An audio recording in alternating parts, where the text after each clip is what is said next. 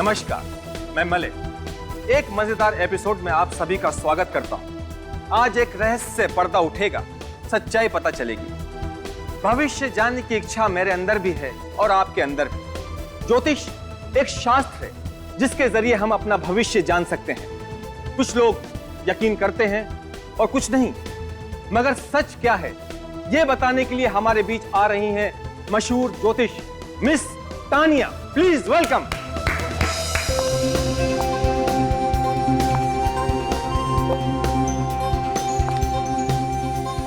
Hello Malay. Hello, please आइए। Sure.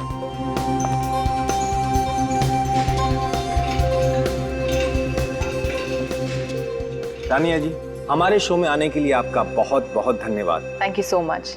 ज्योतिष मेरे लिए एक बहुत बड़ा रहस्य है। प्लीज आप हमें बताइए कि आप भविष्य कैसे बताते हैं? हम सब इस ब्रह्मांड का एक हिस्सा है। हमारी सोच पर, हमारे हर एक डिसीजन पर इन सितारों का प्रभाव होता है। अच्छा, तो इन सितारों से हमारी किस्मत जुड़ी हुई है? बिल्कुल, जैसे इन सितारों का रास्ता तय है वैसे ही हमारी किस्मत। इन सितारों को देखकर मैं किसी भी आदमी का भविष्य जान सकती हूँ। तो हमारी किस्मत तय है, हम इसे बदल नहीं सकते। सुनकर थोड़ा डर लगता है। बिल्कुल, मुझे तो पूरा यकीन है कि मैं आपके इस यकीन को परखना चाहूंगा। आप अपनी बात को साबित करने के लिए कोई सबूत दें, जैसे कि आप मेरे भविष्य के बारे में कुछ बातें बताएं। ठीक है, मगर ऐसी कुछ बातें जिससे हम सबको ज्योतिष पर यकीन आ जाए। ठीक है, आप अपना हाथ दिखाइए।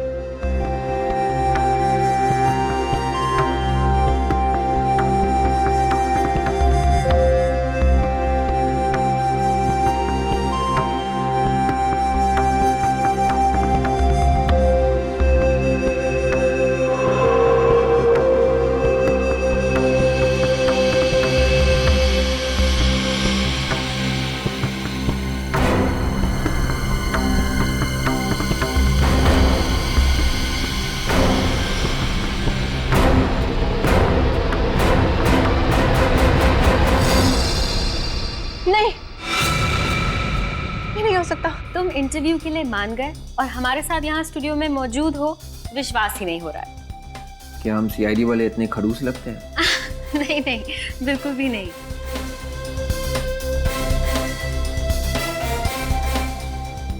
क्या हुआ विवेक, परेशान लग रहे हो? कैमरा और लाइट्स को देखकर नर्वस तो नहीं हो रहे?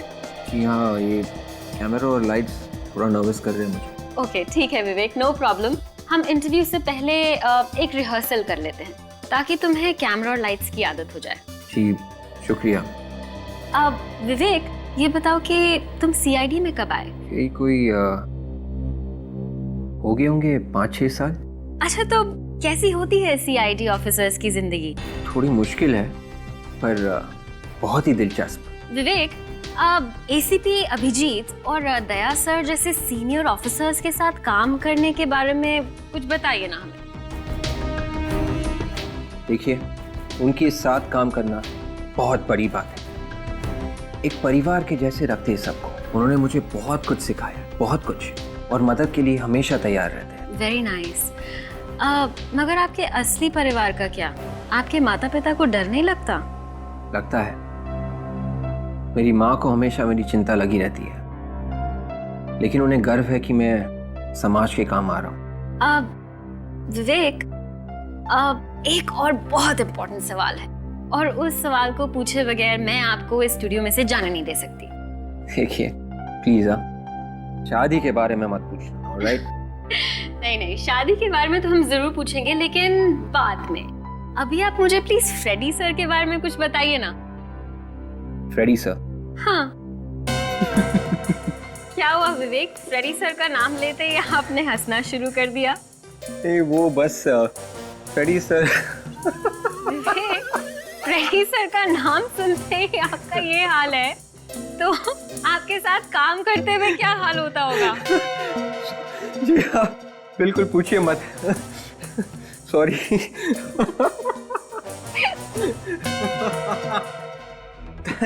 तानिया जी, जो होने वाला है वो बताने के लिए कहा था। आपकी ये घबराहट तो मुझे भी डरा रही है। ऐसी कौन सी बात है? आज आपका आखिरी दिन है। तानिया जी, तो आज मैं मरने वाला हूँ। हाँ। मगर कैसे? मैं तो बिल्कुल फिट हूँ, मुझे कोई बीमारी भी नहीं और मैं गाड़ी भी सेफली ड्राइव करता हूँ। फिर मेरी मौत कैसे होगी? ये मुझे नहीं पता। कमाल है, मेरी मौत होगी ये पता है, मगर कैसे होगी ये नहीं पता। मैंने तुम्हारे हाथ की रेखाएं पढ़ी हैं और मैं ये नहीं लिखा। ताज्जुब है, रेखाओं में अधूरी बात क्यों लिखी हुई है? भविष्य पढ़ना कोई टीवी प्रोग्राम देखने के जैसा नहीं है जिसमें सब कुछ दिखाई दे। मैं नहीं मरूंगा तानिया जी।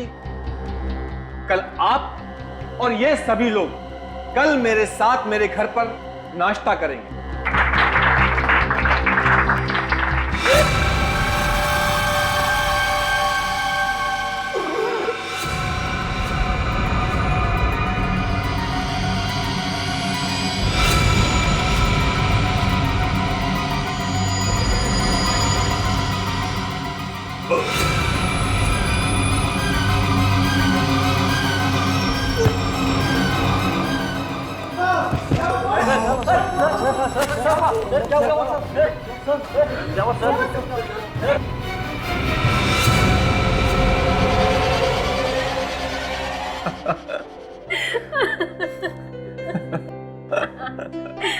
विवेक, बिल्कुल विश्वास नहीं होता कि तुम इतना मजाक कर सकते हो। अब आपको सच बातों पर हंसी आती है तो क्या करें? अरे वाह, वेरी नाइस विवेक। ऐसा लगता है पूरी तरह से कंफर्टेबल हो गए हो। तो इंटरव्यू शुरू करें? बिल्कुल। ठीक है, तो मैं अपने कैमरामैन और बाकी के सारे क्रू को बुला लेती हूँ। प्लीज।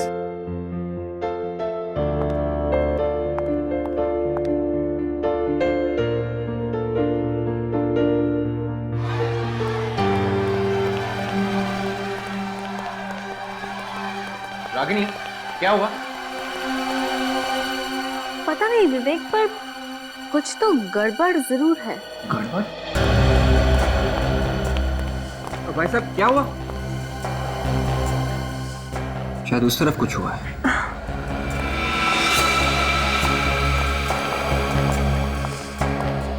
एक मिनट पीछे होइए प्लीज प्लीज। मैम प्लीज एक मिनट। क्या हुआ इसे?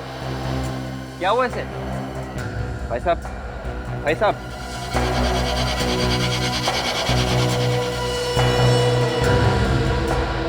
ये तो मर चुका है। देखिए, मैं इंस्पेक्टर विवेक हूँ, CID से। CID? जी हाँ, आप लोग प्लीज पीछे जाइए, प्लीज प्लीज। आप में से कोई भी इस बॉडी को हाथ नहीं लगाएगा और ना ही इस बिल्डिंग के बाहर जाएगा जब तक मैं ना कहूँ। ऑलराइट, गेट बंद कर दीजिए प्लीज।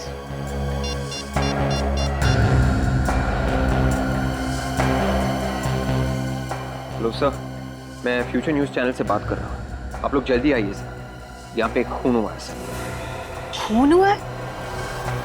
Are you sure कि ये खून हुआ है? आप कौन? सर, ये मशहूर एस्ट्रोलॉजर तान्या हैं। इन्होंने अभी अभी बताया था कि इनकी मतलब मलाई की मौत होने वाली है। तानिया जी,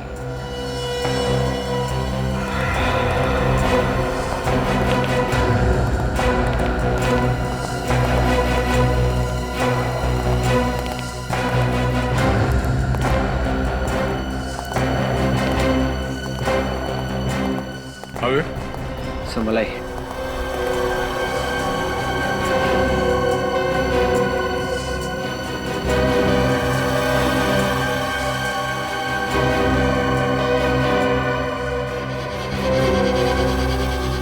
मुट्ठी बंद कर रखी है।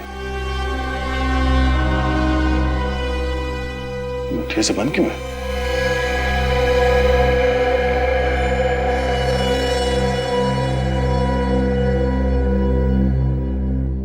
लाश तो ठंडी हो गई, एकदम बर्फ की जैसे।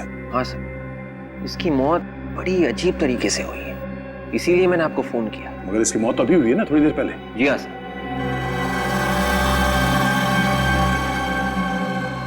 ऐसा लगता है ये लाश किसी फ्रीजर में रखी गई थी। सर, लाश भी यहीं पे पड़ी हुई थी और इसकी मौत भी सबके सामने ही हुई है। बॉडी अकड़ भी गई है। रायगर मोटिस को होने में कम से कम 4-5 घंटे लगते हैं। इतनी जल्दी ये बॉडी कैसे अकड़ गई?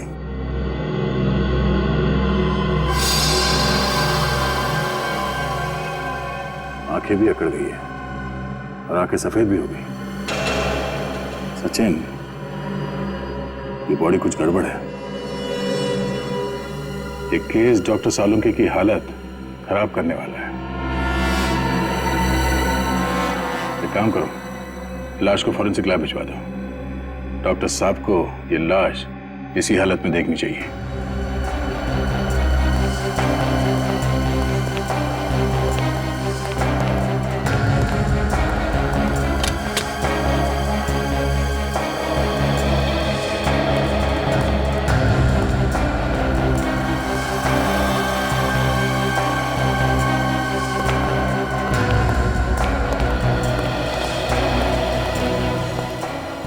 सर एक और बात है। क्या? वो तान्या है सर, एक एस्ट्रोलॉजर। मलय उसी का इंटरव्यू ले रहा था। दोनों बैठे हुए थे और रिकॉर्डिंग चल रही थी। उसी बीच मलय ने तान्या को अपना हाथ दिखाया। तान्या ने हाथ देखा और कहा, मलय तुम्हारी मौत होने वाली है। उसके बाद अचानक ये सब। उसकी मौत लिखी हुई थी। मौत को जब आना होता है वो आकर रहती है, उसे कोई नहीं टाल सकता। हम ये समझे कि जैसे ही आपने उस आदमी का हाथ देखा, आपको मालूम पड़ गया था कि ये आदमी ऊपर जाने वाला है। जी हाँ। धनी जी, आपको एक बात बोलूं? मैं आपके बारे में कुछ नहीं बताऊंगी। हमने बड़े बड़े पाखंडी और तांत्रिकों को देखा है, समझी? ज्योतिष विज्ञान कोई पाखंड नहीं है। तो क्या ज्योतिष विद्या एक करंट की तरह है, हा? जो हाथ में तार लगा और फौरन झटका लगा? क्यों? मतलब उस आदमी का हाथ देखते तुम्हारे दिमाग ने बोल दिया कि आदमी मरने वाला है। हा?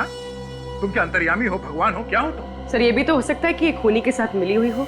ये आप क्या कह रही हैं? मौत तो ऊपर वाले के हाथ में होती है। हम तो सिर्फ एक जरिया हैं और मैं चाहकर भी मौत को नहीं बुला सकती। तो मलय कैसे मर गया?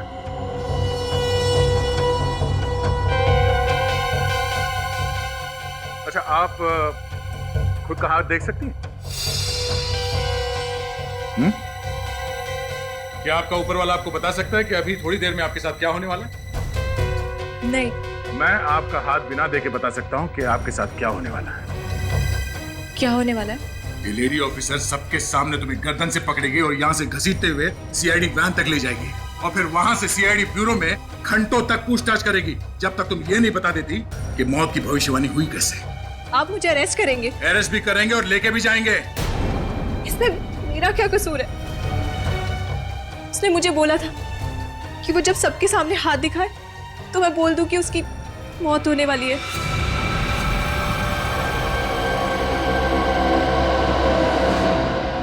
देखा, सीआईडी के सामने भविष्यवाणी भी बदल जाती है।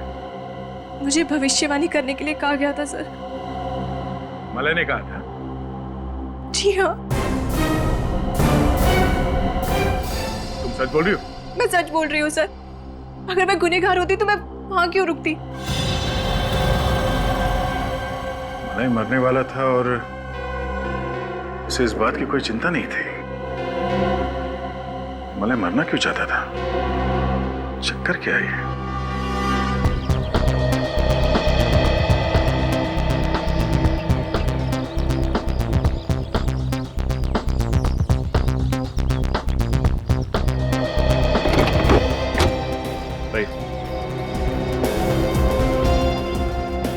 संभल के संभल के संभल के। और आगे जाओ। दौड़ दौड़ दौड़ मानो।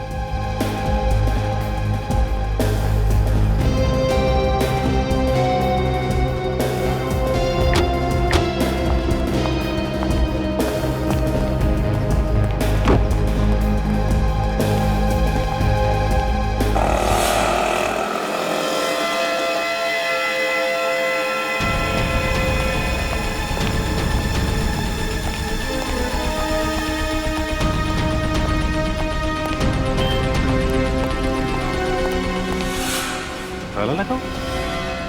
सिक्योरिटी वाला खा गया। सिक्योरिटी,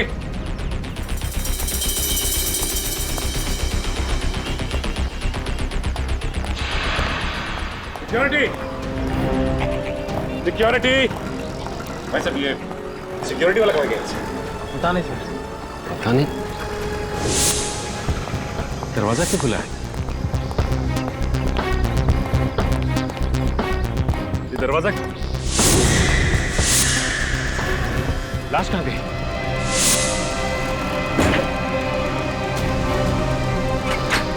लाश कहाँ गई? लाश पता नहीं साहब कहाँ गई। पता नहीं, कमाल है। तुम लोग यही थे ना? हाँ साहब हम तो यहीं पर थे। तुम यहीं पे थे, फिर भी लाश गायब हो गई। मलाई क्या शो कर रहा था वो शो दिखाओ। बिल्कुल, मुझे तो पूरा यकीन है कि मैं आपके इस यकीन को परखना चाहूंगा। ठीक है। मैं चाहता हूं कि आपकी बात साबित करने के लिए आप कुछ सबूत दें। आप अपना हाथ दिखाइए।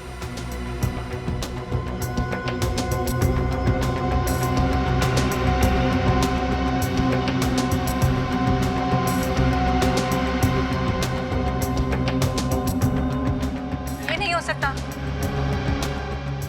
नहीं हो सकता? आपकी घबराहट तो मुझे डरा रही है। आज आपका आखिरी दिन है। एक मिनट जरा पॉज करो, रिवाइंड करो उसे, प्ले करो। ये बार बार अपनी घड़ी की तरफ क्यों देख रहा है? हाँ सर, और बार बार पसीना भी आ रहा है। लगता है मलाई कोई टेंशन में था।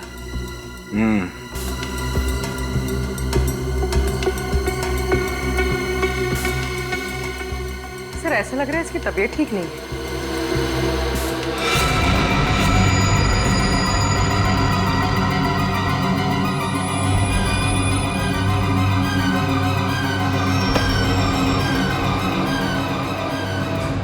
क्या बात है सर?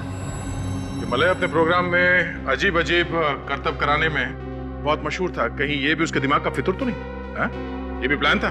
नहीं सर, ऐसा कोई प्लान नहीं था। मतलब ये मौत एक आत्महत्या है?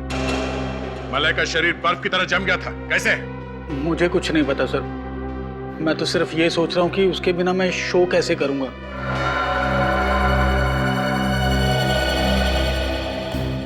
मलाई मरने वाला है ये बात तानिया को मालूम थी।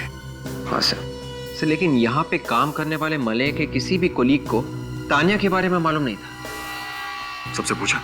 हाँ सर। अब सर एक लड़की रह गई। कौन? रागिनी। वो मेरा इंटरव्यू ले रही थी। उससे भी पूछ के देखो। Yes sir.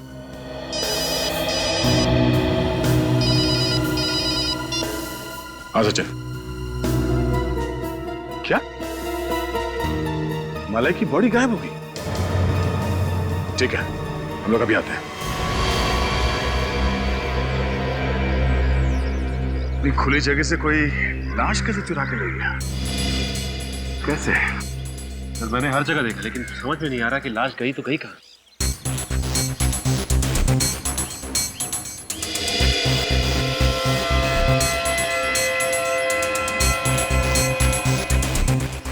एम्बुलेंस के नीचे सब बंद है, कोई ड्रेनेज एग्जिट भी नहीं है। तुम्हें शक कैसे हुआ? सर जब मैं डेड बॉडी को अंदर रखवा के यहाँ से निकल रहा था तो सामने देखता हूँ कि गेट पे ताला लगा हुआ है और सिक्योरिटी गार्ड भी नहीं।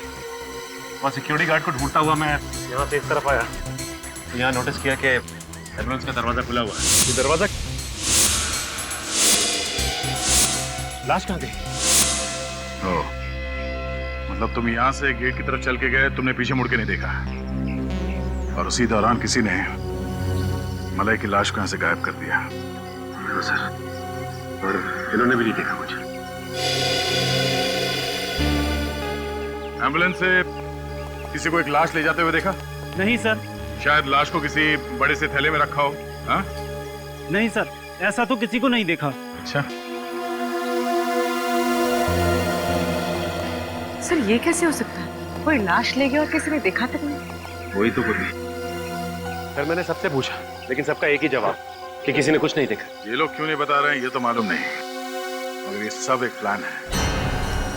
अगर ये गेट खुला होता तो एम्बुलेंस यहाँ गेट से बाहर चला गया होता, मगर नहीं, गेट बंद था और वहां पे कोई सिक्योरिटी गार्ड भी नहीं था। और मैं सिक्योरिटी गार्ड को देखने भी गया।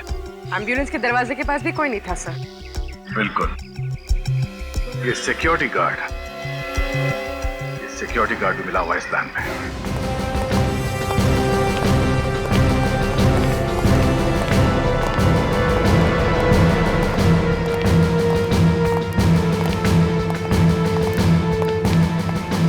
तुम यहाँ गेट पे सिक्योरिटी करते हो? जी सर। कहाँ गए? सब पानी लेने गए सर, गर्मी बहुत है।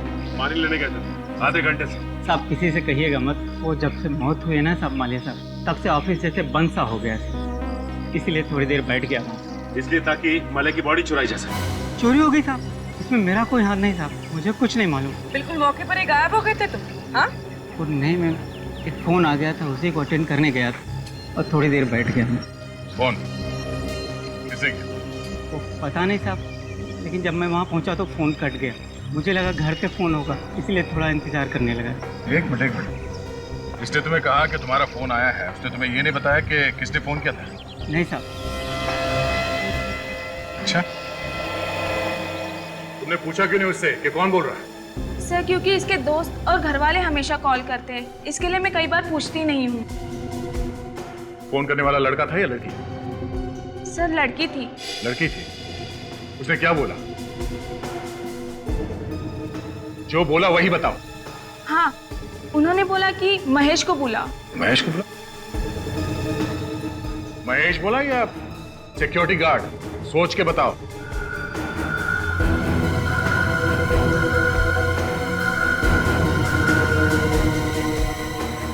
सॉरी सर, सिक्योरिटी गार्ड बोला था। Security guard? हाँ सर, कहा था कि जो मेन गेट पे सिक्योरिटी गार्ड है उसे बुला। सर मुझे तो लगता है कि ये रिसेप्शनिस्ट मिली हुई है, कोई फोन नहीं आया। कॉल करने वाले ने कहा कि सिक्योरिटी गार्ड को बुलाओ। नहीं सचिन, ये रिसेप्शनिस्ट मिली हुई नहीं है। अगर वो फोन करने वाला इस वॉचमैन का कोई यार दोस्त होता तो ये कहता कि महेश को बुलाओ, और कॉल करने वाले ने कहा कि गेट से सिक्योरिटी गार्ड को बुलाओ। वो फोन करने वाली लड़की इसी टीवी स्टेशन में है।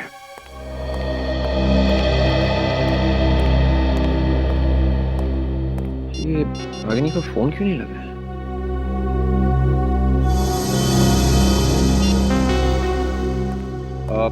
देखिए भाई साहब, ये आपकी रिपोर्टर जो है रागिनी, वो अभी कहाँ होगी? कौन? रागिनी? रागिनी इस नाम का तो कोई नहीं यहाँ पर।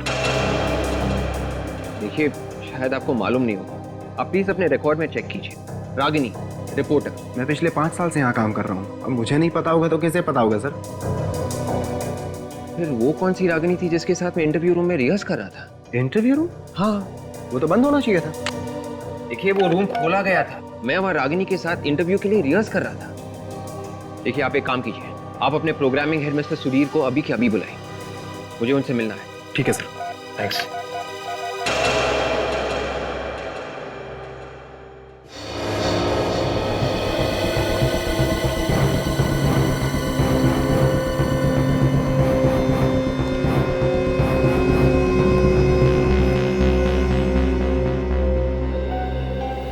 मिस्टर सुधीर, आपको मालूम है कि मेरा इंटरव्यू यहाँ पे होने वाला था? आपका इंटरव्यू यहाँ पे? जी हाँ। नहीं सर, इस बारे में मुझे कुछ नहीं मालूम। देखिए, आपकी रिपोर्टर रागिनी ने मुझे यहाँ इंटरव्यू पे बुलाया था, कैमरा यहाँ पे लगा हुआ था, रागिनी यहाँ पे बैठी थी और मैं यहाँ पे, हमारे बीच बातचीत शुरू हो गई थी। फिर अचानक, अभी समझ में नहीं आ रहा है कि यहाँ पे ना तो कोई रागिनी को जानता है और ना ही इस इंटरव्यू के बारे में। हाँ सर, रागिनी नाम की कोई रिपोर्टर नहीं है और ना ही यहाँ पे कभी काम करती थी। मैं तो खुद ताज्जुब में हूँ कि ऐसा कैसे हो गया। ये सारी तैयारी अपने आप तो नहीं होगी, यहाँ पे कुछ तो होने वाला होगा ना? हाँ सर, मलाए यहाँ पे एक इंटरव्यू लेने वाला था। मलाए तो दूसरे इंटरव्यू में था, तो फिर यहाँ कौन सा इंटरव्यू? उस इंटरव्यू के खत्म होने के बाद वो दूसरा इंटरव्यू यहाँ पे लेने वाला था। अच्छा, तो ये रूम खाली था, ये बात रागिनी को मालूम थी, तभी उसने ये सारा प्लान बनाया। मिस्टर सुधीर, आपके टीवी स्टेशन का ही कोई आदमी है जिसने ये बात रागिनी को बताई थी। कौन है वो? किसी पे कोई शक? नहीं सर। कोई तो है मिस्टर सुधीर, कोई तो है। कौन?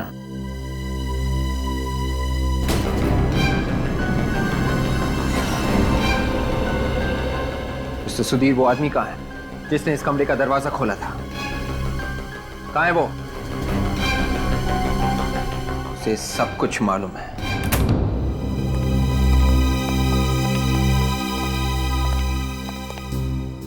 कहाँ है वो? पता नहीं सर। पता कैसे नहीं?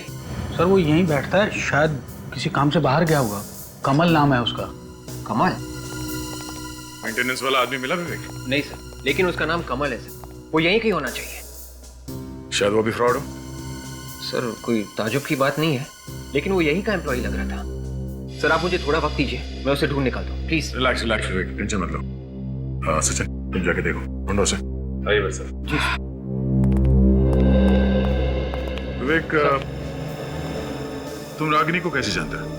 सर एक्चुअली रागिनी ने मुझे फोन किया एक इंटरव्यू के लिए। पिछले 2 हफ्ते से वो रिक्वेस्ट कर रही थी, तो मैंने सोचा। सब एक प्लानिंग है। मतलब सर? मतलब उसने पहले मलाई का खून किया और फिर उसकी बॉडी को चुरा लिया। सर भगदड़ के बाद तो वो गायब थी, लेकिन एक बात समझ में नहीं आ रही सर। अगर वो एक गुनहगार है तो उसने मुझे इंटरव्यू के लिए क्यों बुलाया? क्यों सर? सर ये रहा कमल। यही है वो सर। कहाँ है वो? कौन थी वो? जल्दी बता, नहीं तो। कौन सी लड़की? मैं किसी लड़की को नहीं जानता। सर आज सुबह इनके साथ एक लड़की आई थी यहाँ पे। हाँ। कौन थी वो? सर मैं नहीं जानता। तो तुमने इंटरव्यू रूम क्यों खोला उसके लिए? सर वो तो मलय सर ने कहा था कि वो मैडम को इंटरव्यू में बिठाओ करके। मलाई ने? मलाई की मौत का फायदा उठा के अपना इल्जाम उसके सर पे तो नहीं डाल रहे हो तुम? नहीं नहीं सर। सबूत है तुम्हारे पास? सर सबूत? हाँ है सर। 1 मिनट।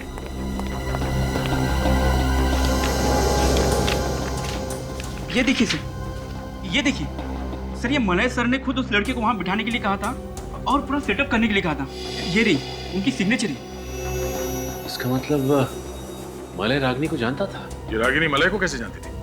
सर वो तो पता नहीं। मलय सर ने मुझे कल शाम को ही रागिनी जी से मिलवाया था और कहा था कि मैडम ऑफिस आए तो उन्हें इंटरव्यू रूम में बिठा देना। सर हो सकता है मलय भी रागिनी के साथ इस प्लान में शामिल हो। इस मलय और रागिनी के बीच में क्या संबंध है, पहले वो पता करना चाहिए।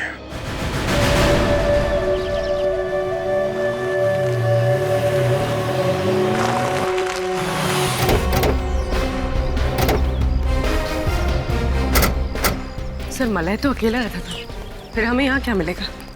शायद रागिनी के बारे में कुछ पता चल जाए, शायद उसका एड्रेस मिल जाए।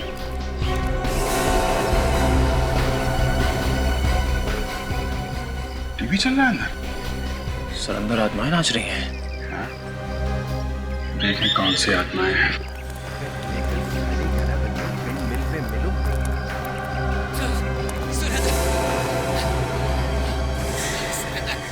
जोर से टीवी चल रहा है, फिर भी आदमी सोया पड़ा है।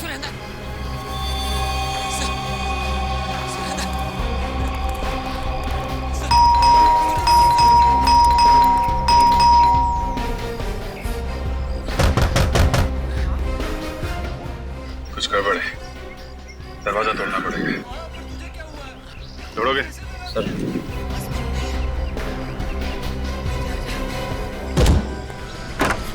Good job.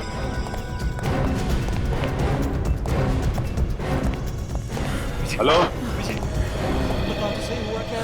Excuse me. कुछ लोग मेरे पीछे पड़े। हेलो। माय गॉड, ये तो मर गया।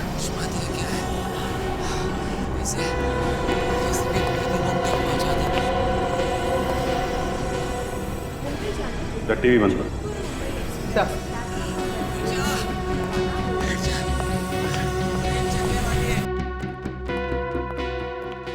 घर को अच्छी तरीके से चेक करो। नहीं सर।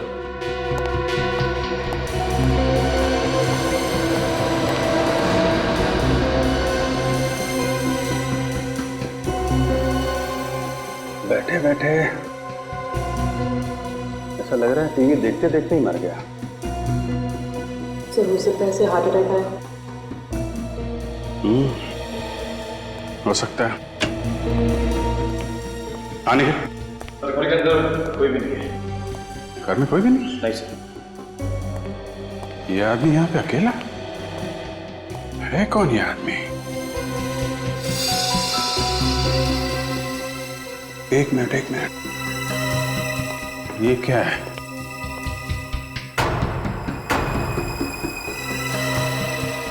ये क्या है?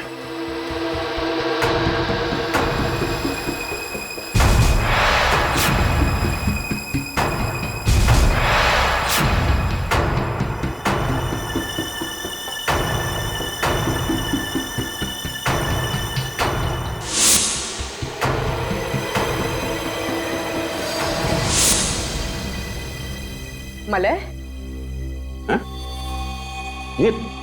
ये मलय? हाँ सर। मगर इसकी लाश यहाँ पे कैसे पहुंची? तो चुराने वाले ने यहाँ पे छोड़ दिया होगा। अरे मगर चुराया ही क्यों? ये देखो, ये सोने की चेन, घड़ी और ये अंगूठी वगैरह सब के सब वैसे के वैसे ही हैं। कुछ भी नहीं चुराया।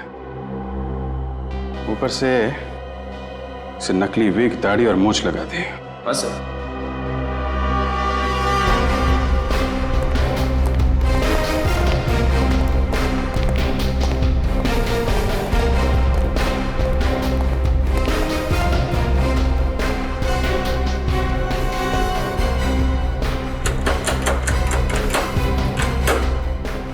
लॉक तो बिल्कुल ठीक ठाक है। दरवाजा तोड़ने का कोई निशान नहीं। कहीं ऐसा तो नहीं जिसने मलय की लाश यहां रखी उसके पास इस घर की चाबी हो? चाबी से दरवाजा खोला, लाश को यहां पे रखा और चुपचाप निकल गया। लेकिन एक बात समझ में नहीं आ रही है, खूनी यहां पे मलय की लाश रखने के लिए आया था क्या? क्यों? और है कौन वो आदमी? रागिनी तो यहाँ नहीं है। रागिनी? तो फिर कहाँ? वो अपने घर गई है। मगर रागिनी तो यहीं पे रहती है ना? सर वो नासिक की रहने वाली है। यहाँ मैंने अपना घर उन्हें किराए पर दिया था। ओह, और कब गई वो यहाँ से? आज सुबह कुछ 12 बजे के आसपास। 12 बजे के आसपास? मलय का खून हुआ सुबह 10 बजे और ठीक 2 घंटे बाद 12 बजे वो यहाँ से भाग गई। क्या वो खून में शामिल? ये कहाँ फंसा दिया मुझे? अच्छा, रागिनी के घर वालों का नंबर तो होगा ना आपके पास? हाँ सर है, मैं अभी देता हूँ सर। घर पे फोन करके पता करो कि रागिनी वहां पहुंची है कि नहीं। Yes sir. Thank you. Ragini काम क्या करती है? सर वो एसी रिसर्च लैब में रिसर्चर है। एसी रिसर्च लैब, फ्रिज के ठंडा रखने की क्षमता को और बेहतर बनाने वाली कंपनी। सर, रागिनी ने फिर से झूठ बोला। वो अपने घर गई नहीं। यही उम्मीद भी थी।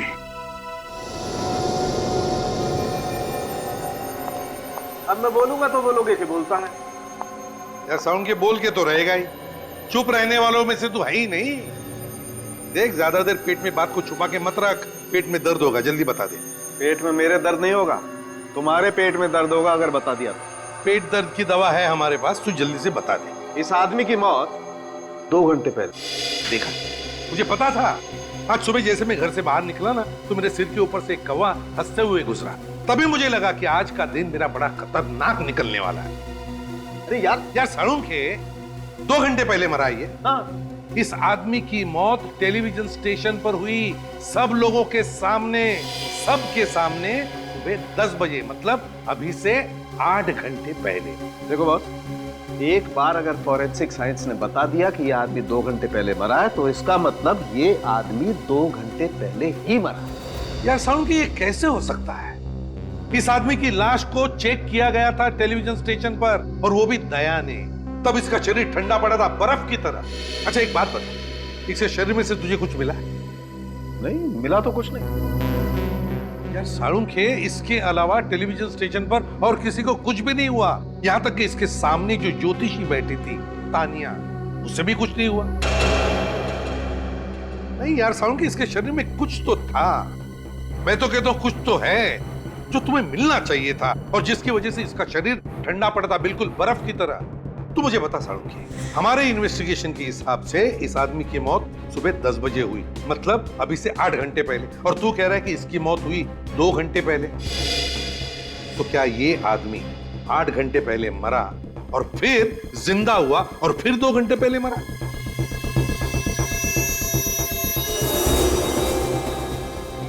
वैसे शरीर ठंडा हो जाने से दिल की धड़कनें तो कम हो जाती।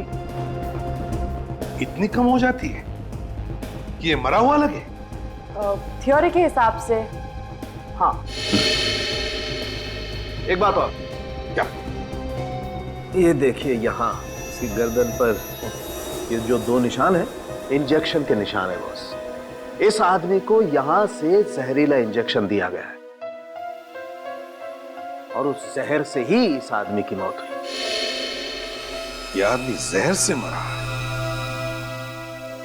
इसे इंजेक्शन दिया गया जहर का। किसने दिया इसे जहर का इंजेक्शन? किसने? हमें रागिनी के बारे में कुछ पूछताछ करनी है। ये सीआईडी रागिनी के पीछे क्यों पड़ी हुई है? जहाँ जहाँ गुनाह वहाँ वहाँ सीआईडी। शायद रागिनी के हाथ खून में रंगे है। खून? नहीं, ये हो ही नहीं सकता है। वो कब से नहीं आई है काम पे नहीं आई? अरे सर, वो तो आज भी काम पे आई हुई है। आई है? कहाँ है वो? अपने लैब में। कहाँ है लैब? चलिए मैं आपको बताता हूँ। चलिए। रागिनी के लैब का दरवाजा सर ज्यादातर बंद ही रहता है। दरवाजा खुलवाना पड़ेगा। रागिनी, रागिनी दरवाजा खोलो। रागिनी। सर, रागिनी दरवाजा नहीं खुल रही है, पता नहीं क्यों। चाबी तो है ना तुम्हारे पास? जी सर। खोलो।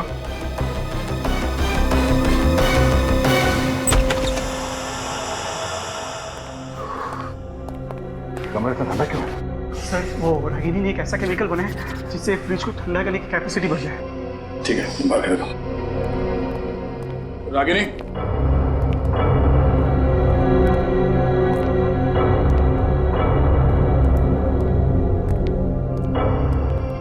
रागिनी।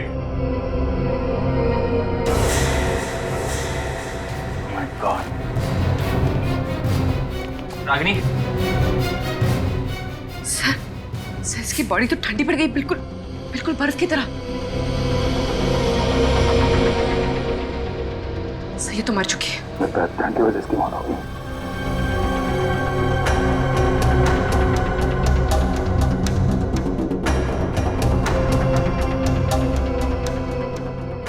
सब चीज अपनी जगह पे है। लैब के अंदर कोई और है भी नहीं, कोई हाथापाई के निशान नहीं।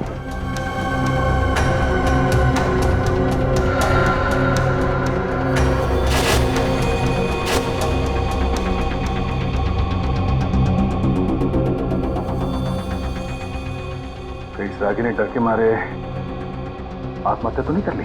सर, मलय के फोन रिकॉर्ड से पता चल ही रहा है कि मलय के मौत के कुछ दिन पहले से रागिनी और मलय के बीच में काफी बातें हो रही थी। अच्छा, सालुंकी, ये जो रागिनी की लैब में से हमें केमिकल मिला, इसके बारे में क्या पता चला? बस इस केमिकल को अगर इस रूम में छोड़ दिया जाए तो इस रूम में भी बर्फ जम जाएगी। अच्छा, और अगर ये केमिकल किसी इंसान के शरीर में इंजेक्ट किया जाए तो इंसान के शरीर में बर्फ जम जाएगी। और क्या? मलय के शरीर में भी बर्फ जमी थी, मगर थोड़ी देर के बाद वो फिर से जिंदा हो गया था। ये देखो दया, इस सीरीज में ऐसी दवाई है कि शरीर के अंदर बर्फ जम भी जाए तो भी इस दवाई की वजह से उसके दिल की धड़कनें चलती रहेंगी। तो इसका मतलब है आदमी के शरीर का बर्फ पिघल गया और उसके बॉडी का टेम्परेचर नॉर्मल हो गया तो आदमी फिर से जिंदा हो जाता। हाँ बॉस, मतलब साफ है कि रागिनी और मलय दोनों ने मिलकर इस केमिकल की पब्लिसिटी करने का प्लान बनाया है। मलय जब जमीन पर गिरा हुआ था उस वक्त उसे यह केमिकल इंजेक्ट किया गया ताकि उसका दिल काम करता रहे। रागिनी ने पहले से ही वेश बदलने के लिए कपड़े, नकली मूछ और विग का इंतजाम कर रखा था, जो उसने मौका मिलते ही एम्बुलेंस के अंदर छुपा दिया।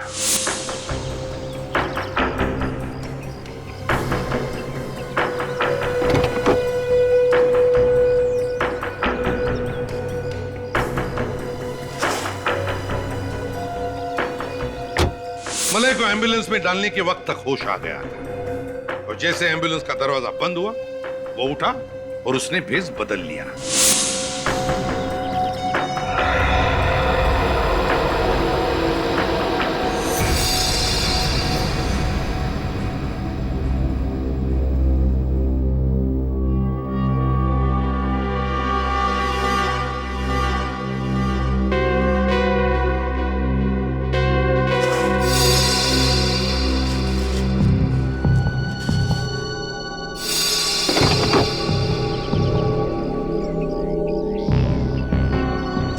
प्लान एकदम सही जा रहा था और उसके अनुसार वो अपने घर पहुंचा।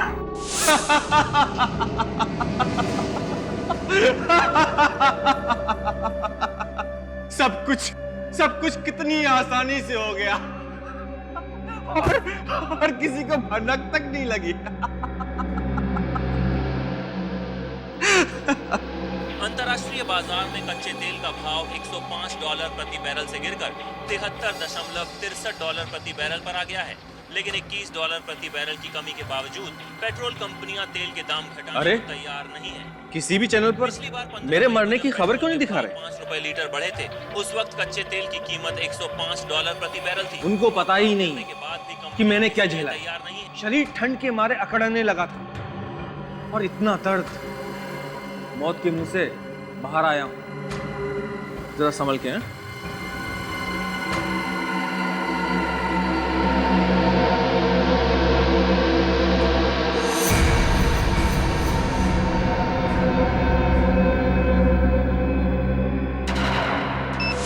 वहां पे रागिनी पहले से ही उसका इंतजार कर रही थी और उसने मलय को वो जहर वाला इंजेक्शन दे दिया। हाँ, लेकिन मलय का खून रागिनी ने नहीं किया। उसने खुद फोन करके विवेक को टेलीविजन स्टेशन पे बुलाया था, क्योंकि ये सब एक पब्लिसिटी स्टंट था। एक सीआईडी ऑफिसर के सामने ऐसा कुछ हो जाए तो बात बहुत बढ़ जाती है। सर, अगर रागिनी खूनी नहीं है तो फिर खूनी कौन है? विवेक, एक बात बता सर, मलय के गिरने के वक्त रागिनी कहाँ थी? सर, रागिनी वहां सेट पे नहीं थी, वो कॉरिडोर में ही रुक गई, क्योंकि एम्बुलेंस में उसे वो कपड़े रखने थे। मगर सर, मलय का दिल चलता रहे उसके लिए उसे इंजेक्शन तो देना ही था। तो इंजेक्शन किसने दिया? विवेक को इंजेक्शन उसी ने दिया जिसे रागिनी और मलय ने अपने प्लान में शामिल कर रखा था। और वो उस वक्त सेट पर था। हाँ दया, समझ गए ना खूनी कौन है?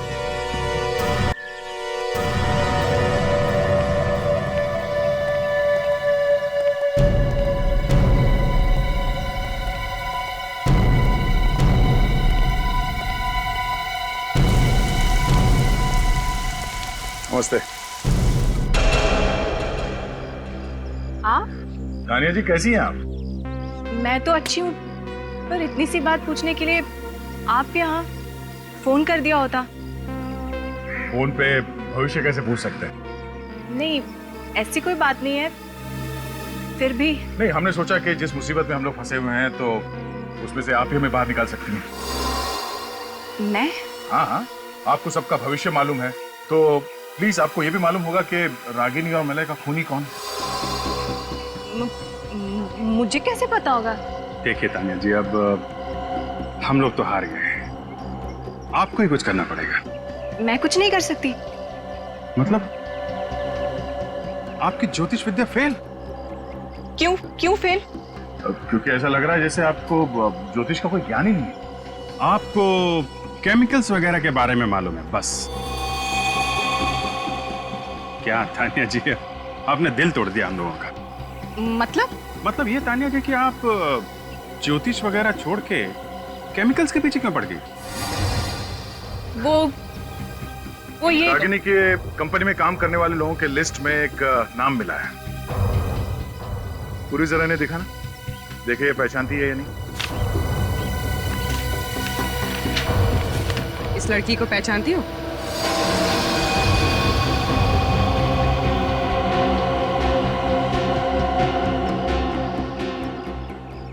क्या हुआ? फोटो पहचानने में प्रॉब्लम हो रही है? हम आपकी मुश्किल आसान कर देते हैं। ये आप ही की फोटो है और आप उस केमिकल बनाने वाली कंपनी में काम करती हैं, है ना? हाँ, मैं उस कंपनी में काम करती हूँ। मलय और रागिनी के प्लान में तुम भी मिली हुई थी। उनकी मौत से मेरा कोई लेना देना नहीं है। ओह, तो मलय के मौत के दिन तुम उसके घर नहीं गई थी? हाँ? नहीं। मगर तुम्हारा मोबाइल फोन बता रहा था कि उस वक्त तुम उसी एरिया में थे। या नहीं? थी।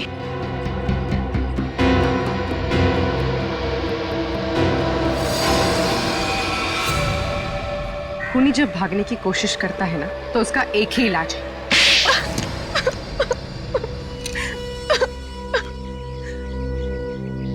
हाँ, मैंने उसे मारा था। मैंने ही मलय को मारा था, वो जहर वाला इंजेक्शन देके उसके घर पर।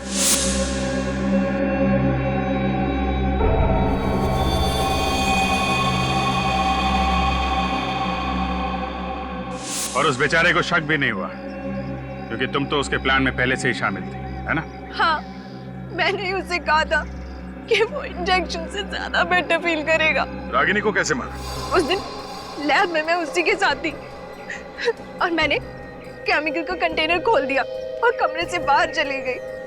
उस केमिकल ने फौरन उस लैब को ठंडा कर दिया। मगर उसका खून क्यों किया? उस केमिकल की वजह से। केमिकल की वजह से?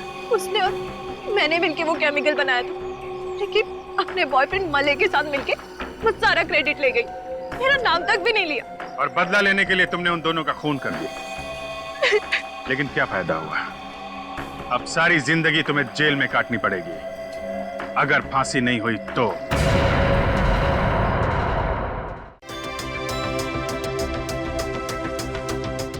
खुशियां ही खुशियां।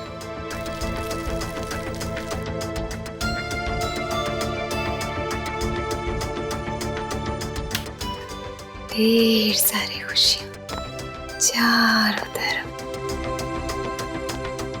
पर ये खुशियां आएंगी कब ये नहीं जानते।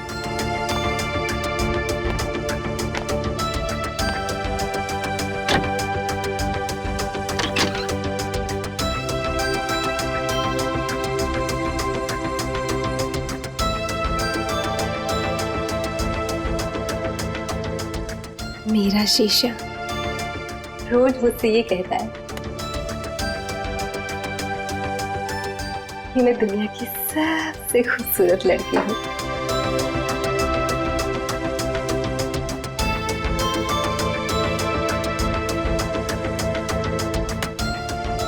इतनी सारी खुशियां आएंगी।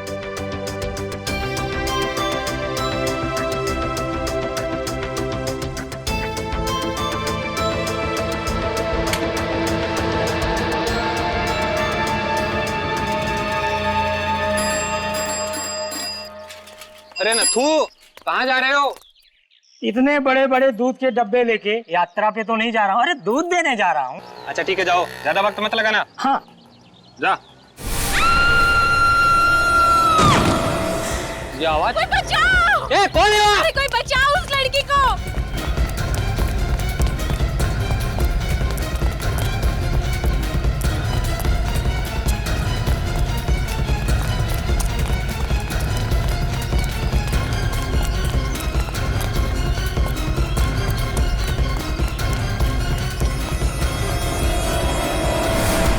ये क्या हो गया? पता नहीं, इस लड़की ने इसे ऊपर से नीचे गिरते हुए देखा। ये तो वही अनुष्का मैडम है जिनके यहाँ दूध देने जा रहे थे। सीआईडी को बुलाना पड़ेगा।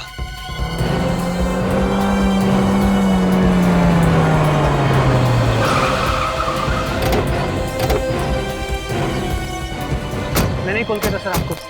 सर ये अनुष्का मैडम है, 9वें वाले में रहती है इसी बिल्डिंग पे। हटिए प्लीज, ग्लास से दूर खड़े रहिए।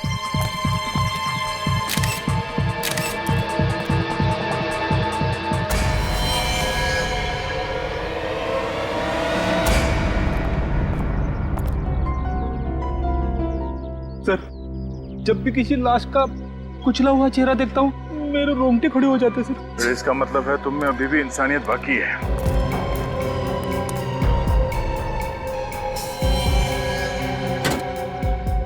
जिस तरह इसका चेहरा और सर कुचला गया है, लगता है ये लड़की सीधे सर के बल नीचे गिरी है।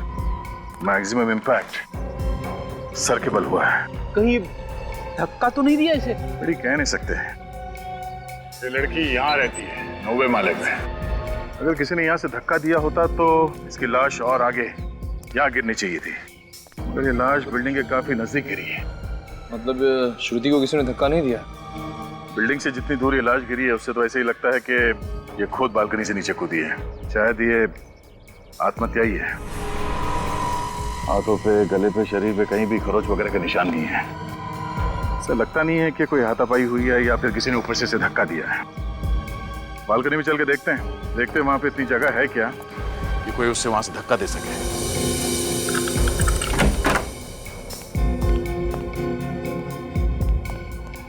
तुम यहीं खड़े रहो। जी।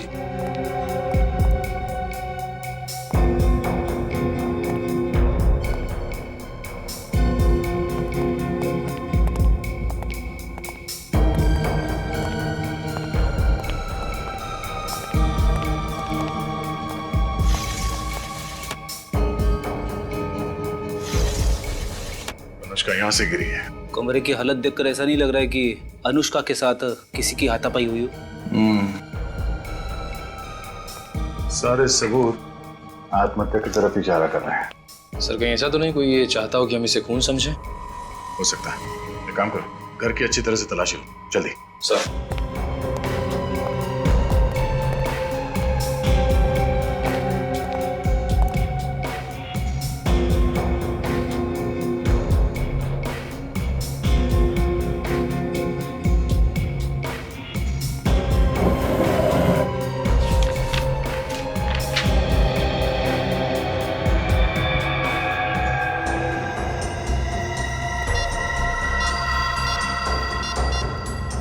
अनुष्का का मोबाइल।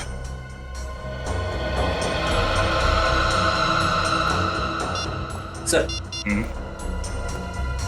ये देखिए, अनुष्का का ऑफिस का आई कार्ड। अनुष्का बैंक में काम करती थी। जिस तरह के कपड़े पहन रखे थे ऐसे लग रहा था कि वो ऑफिस जाने वाली थी। सर ये लिफाफा मिला है। क्या? इसमें क्लब लेगर्स का पास है।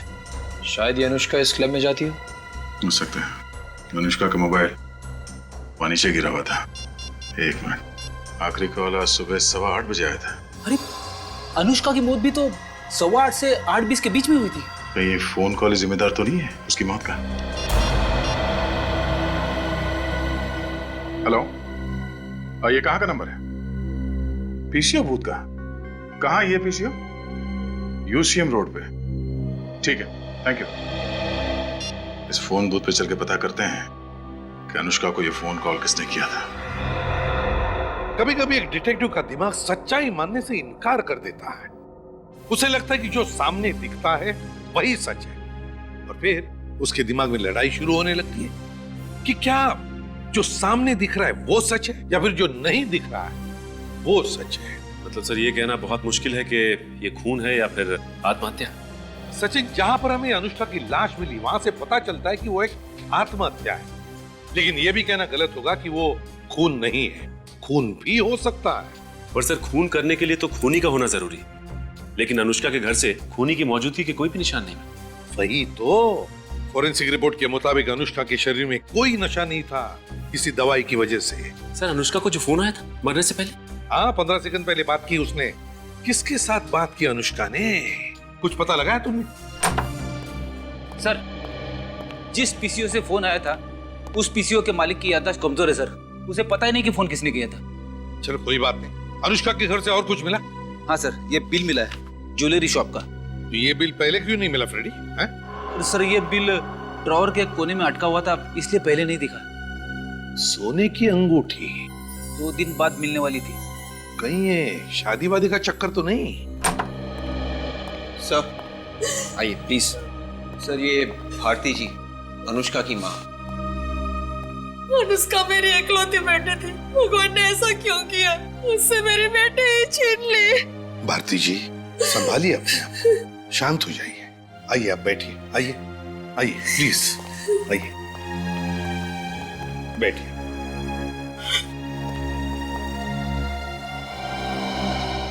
लीजिए।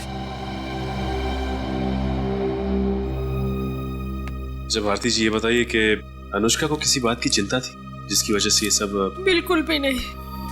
अगर उसे ऐसा कोई गम होता वो मुझसे कभी नहीं छिपाती। अनुष्का का किसी के साथ कोई झगड़ा वगड़ा तो नहीं हुआ था ना? एक भोली भाली लड़की की किसी के साथ क्या दुश्मनी हो सकती है? अच्छा, आपकी अनुष्का के साथ फोन पर अक्सर बात भी तो होती होंगी? हर रोज होती थी। उसने कभी कुछ बताया आपको? उसने मुझे बताया था कि उसकी जिंदगी कोई नया मोड़ लेने वाली है। कैसा मोड़? वो तो बताया नहीं, कह रही थी सरप्राइज है। और जिस दिन ये सरप्राइज पे से पर्दा उठाएगी वो दिन मेरे लिए सबसे ज्यादा खुशी का दिन होगा। तो क्या कोई शादी वादी की बात थी क्या? वो तो बताया नहीं सर, बताने से पहले ही।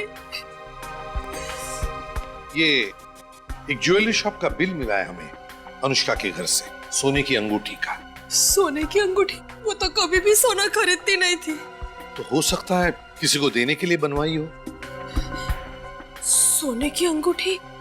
ये भी हो सकता है कि शायद वो किसी लड़के को देना चाहती हो। मुझे इसके बारे में कुछ नहीं मालूम सर।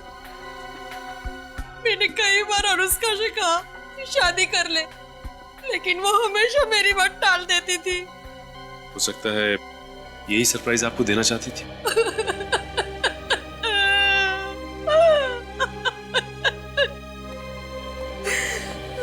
सचिन, ज्वेलरी शॉप से पता लगा। देखो, इस सोने की अंगूठी की ऑर्डर देने के लिए अनुष्का के साथ उस शॉप में कोई और भी गया था क्या?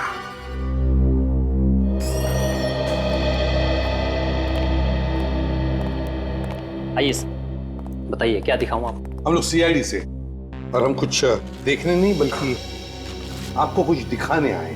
ये रिसीट आप ही के ज्वेलरी शॉप की है ना? जी सर। तो क्या इस रिसीट पर जिस अंगूठी का ऑर्डर दिया गया है वो अंगूठी आप हमें दिखा सकते हैं? जी सर। ये रही वो अंगूठी सर। ओह, तो ये है वो अंगूठी जिसकी अनुष्का ने ऑर्डर दी रखी थी? जी सर। करीब 2-2.5 घंटे तक वो यहाँ बैठी रही और तब जाकर उन्होंने ये डिजाइन चूज किया था। अच्छा, ये अंगूठी किसी लड़के के लिए बनाई है ना? जी सर, उन्होंने ये अंगूठी अपने मंगेतर के लिए बनवाई थी। मंगेतर के लिए? जी। तो क्या वो मंगेतर भी आया था उसके साथ? नहीं सर, वो तो नहीं आया था। तो अकेली आई थी अनुष्का? नहीं सर, उनके साथ एक लड़की थी, शायद उनकी सहेली हो। सहेली? क्या सहेली का नाम जानते हैं? नहीं, मेरा मतलब है कि शायद दोनों जब बात करती होंगी तब आपने सुना हो। सर, उस लड़की ने अपना नाम और नंबर खुद लिखवाया था। खुद अपना नाम और नंबर लिखवाया था? क्यों? सर, उन्होंने कहा कि अनुष्का का नंबर ना लगे तो मैं उन्हें फोन करूं। ओह, तो क्या उस सहेली का नाम और नंबर हम देख सकते हैं? एक्सक्यूज मी, ये बैंक के मैनेजर कहाँ है? जी, मैं हूँ यहाँ का बैंक का मैनेजर। देखिए भाई साहब, हम लोग सीआईडी से। सीआईडी? यहाँ बैंक में? आपके बैंक में एक एम्प्लॉय थी अनुष्का नाम की। जी सर, वो यहाँ पर कैशियर थी। क्या हुआ सर? एक्चुअली उसका खून हो गया है। व्हाट? अनुष्का का खून हो गया है? कैसे सर? बिल्डिंग से नीचे गिर गया। हे भगवान, 1 महीने से मैं उससे मिला नहीं। मैंने उसे नौकरी से निकाल दिया था। आपने उसे निकाला था? क्यों? सर, वो बैंक से पैसे चोरी करेगी तो मैं उसके गले में माला तो नहीं डालूंगा ना। वो खुद तो डूबने वाली थी, साथ में मुझे भी डुबाने वाली थी। पूरे 1 लाख रुपए खा गई थी वो। 1 लाख रुपए? जी सर, 1 लाख रुपए। लेकिन अनुष्का तो काफी अच्छे घर की लड़की थी।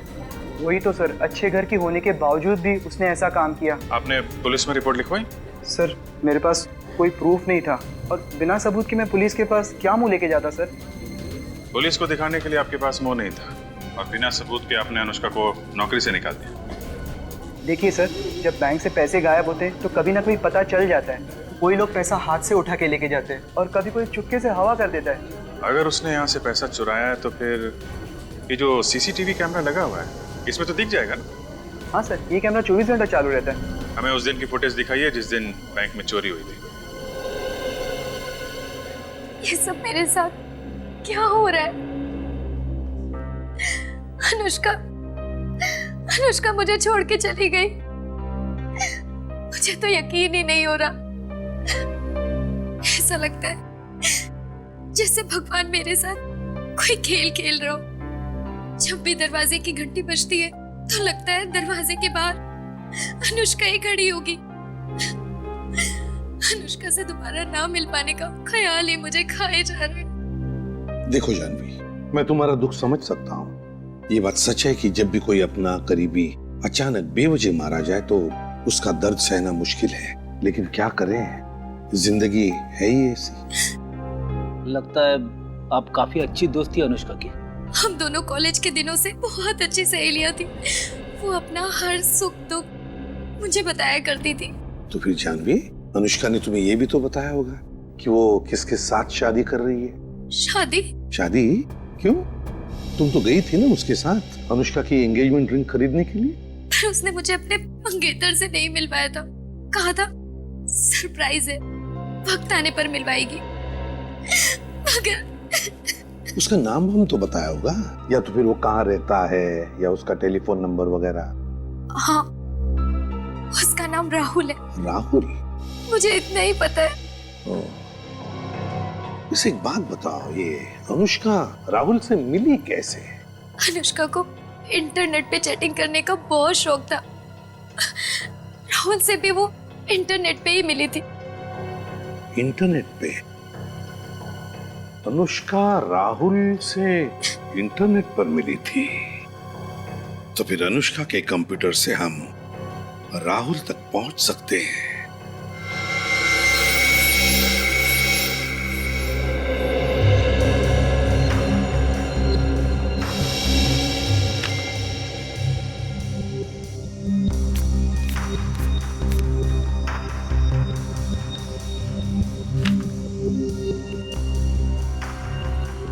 सब कुछ तो ठीक ठाक लग रहा है। सचिन, कुछ तो है जो हमारी नजरों से छुप रहा है। कुछ तो है। लेकिन सर ऐसा क्या हो सकता है? हमने तो लंच ब्रेक की फुटेज भी देख ली, उसमें तो वो ऐसा कुछ भी नहीं कर रही। नहीं, वो लंच टाइम में ऐसा काम नहीं करेगी, क्योंकि उस वक्त लोगों का शक उस पर जा सकता है। वो ऐसा काम तभी करेगी जब बैंक में काफी भीड़ भाड़ हो और सब लोग अपने अपने काम में बिजी हो। बैंक में सबसे ज्यादा भीड़ कब रहती है? सर सुबह 10 बजे से दोपहर 1 बजे तक। ठीक है, 10 बजे से लेकर 1 बजे तक की फुटेज जरा फिर से चलाइएगा।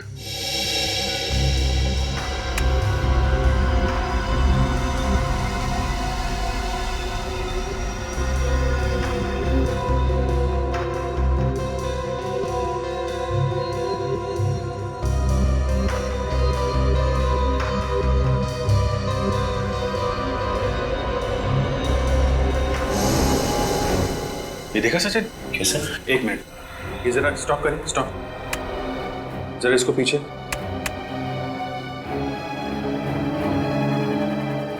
हाँ, अभी प्ले करिए। बस रोके, स्टॉप। इसके हाथ पे जूम करिए। अभी प्ले करिए। क्या ये आदमी इसे स्लिप नहीं दे रहा है, 100 रुपए का नोट दे रहा है। उसने अनुष्का को 100 का नोट दिया और उसके बदले में उसने 1 लाख रुपए दिए उसे। अब जरा स्लोली जूम आउट करिएगा और क्लिक करिए।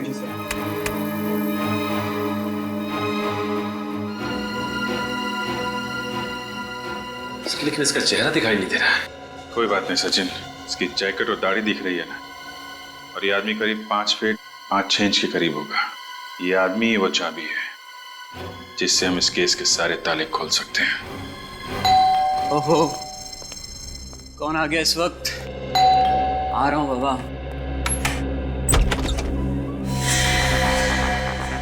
कौन है आप लोग? सीआईडी। सीआईडी? सीआईडी मुझसे मिलने क्यों आई?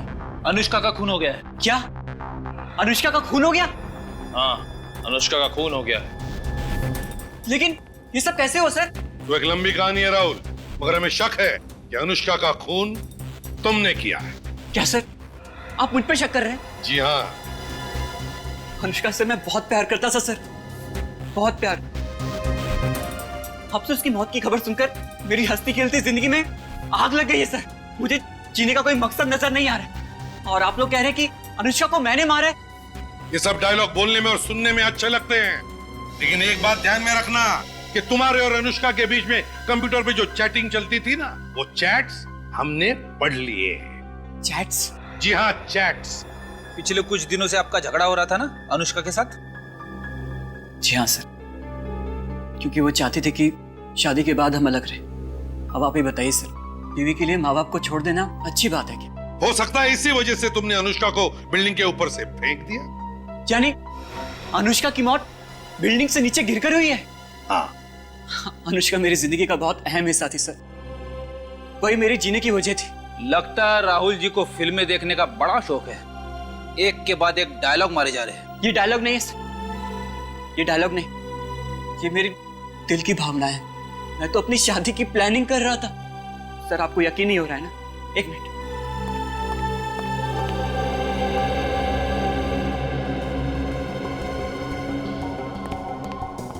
ये देखिए सर, ये हमारी शादी का कार्ड और ये दुबई की 2 टिकटें। शादी के बाद हम घूमने जाने वाले थे। क्या ये देखकर आपको अभी भी यही लगता है कि मैं अपने होने वाली बीवी का खून करूंगा? शादी का कार्ड छपवाने से और दुबई की एयर टिकट खरीदने से यह साबित नहीं होता राहुल जी कि अनुष्का का खून तुमने नहीं किया है। ये बताओ, जब अनुष्का की मौत हुई तब तुम कहां थे? वो सर मैं पुणे गया था एक सेमिनार अटेंड करने के लिए। अब थोड़ी देर पहले लौटा हूँ सर। और ये सेमिनार कहाँ था? होटल कंफर्ट पैलेस में। ओहो, होटल कंफर्ट पैलेस। जी सर। रेडी? मैं समझ गया सर, मुझे क्या करना है? सर ये क्या करने वाले हैं सर? कुछ खास नहीं, बस इस होटल कंफर्ट पैलेस में जाकर पूछताछ करेंगे कि वहां पर क्या मिस्टर राहुल कंफर्ट में थे या नहीं। तो मेरा शक बिल्कुल पक्का हो गया है सर। अनुष्का का खूनी राहुल ही है सर। हाँ सचिन, वैसे देखा जाए तो राहुल की हाइट भी 5 फुट 5 इंच है और जिस आदमी ने अनुष्का से बैंक में पैसे लिए थे उसकी हाइट भी लगभग 5 फुट 5 इंच ही थी। हाँ सर, मगर एक फर्क है सर। क्या? वो बैंक वाले आदमी की दाढ़ी थी और राहुल की दाढ़ी नहीं। तो हो सकता है नकली दाढ़ी लगाकर आया हो वो। सर होटल कंफर्ट पैलेस से आ रहा हूँ। पता चला है कि जब अनुष्का की मौत हुई तब राहुल वाकई में वहीं पे था, सेमिनार अटेंड कर रहा था। मतलब राहुल खूनी नहीं है? नहीं। एक बात बताओ, जब इस अनुष्का ने बैंक में हेरा फेरी की तब राहुल कहां पर था? सर उस दिन भी राहुल सुबह के 9 बजे से दोपहर के 2 बजे तक एक सेमिनार में ही बिजी था। उस दिन भी वो सेमिनार में ही बिजी था? Yes sir. ये अजीब बात है, जब भी कोई गुनाह होता तब ये राहुल किसी न किसी सेमिनार में बिजी होता है। सर ये भी तो हो सकता है कि ये सारे गुनाह कोई राहुल के कहने पे कर रहा हो और ये गुनाह उसी वक्त करता है जिस वक्त राहुल किसी मीटिंग या सेमिनार में बिजी होता है, ताकि किसी को उस पर शक ना हो। इसे भी प्रद्युमन या क्या एक और मौका उसी सोसाइटी में?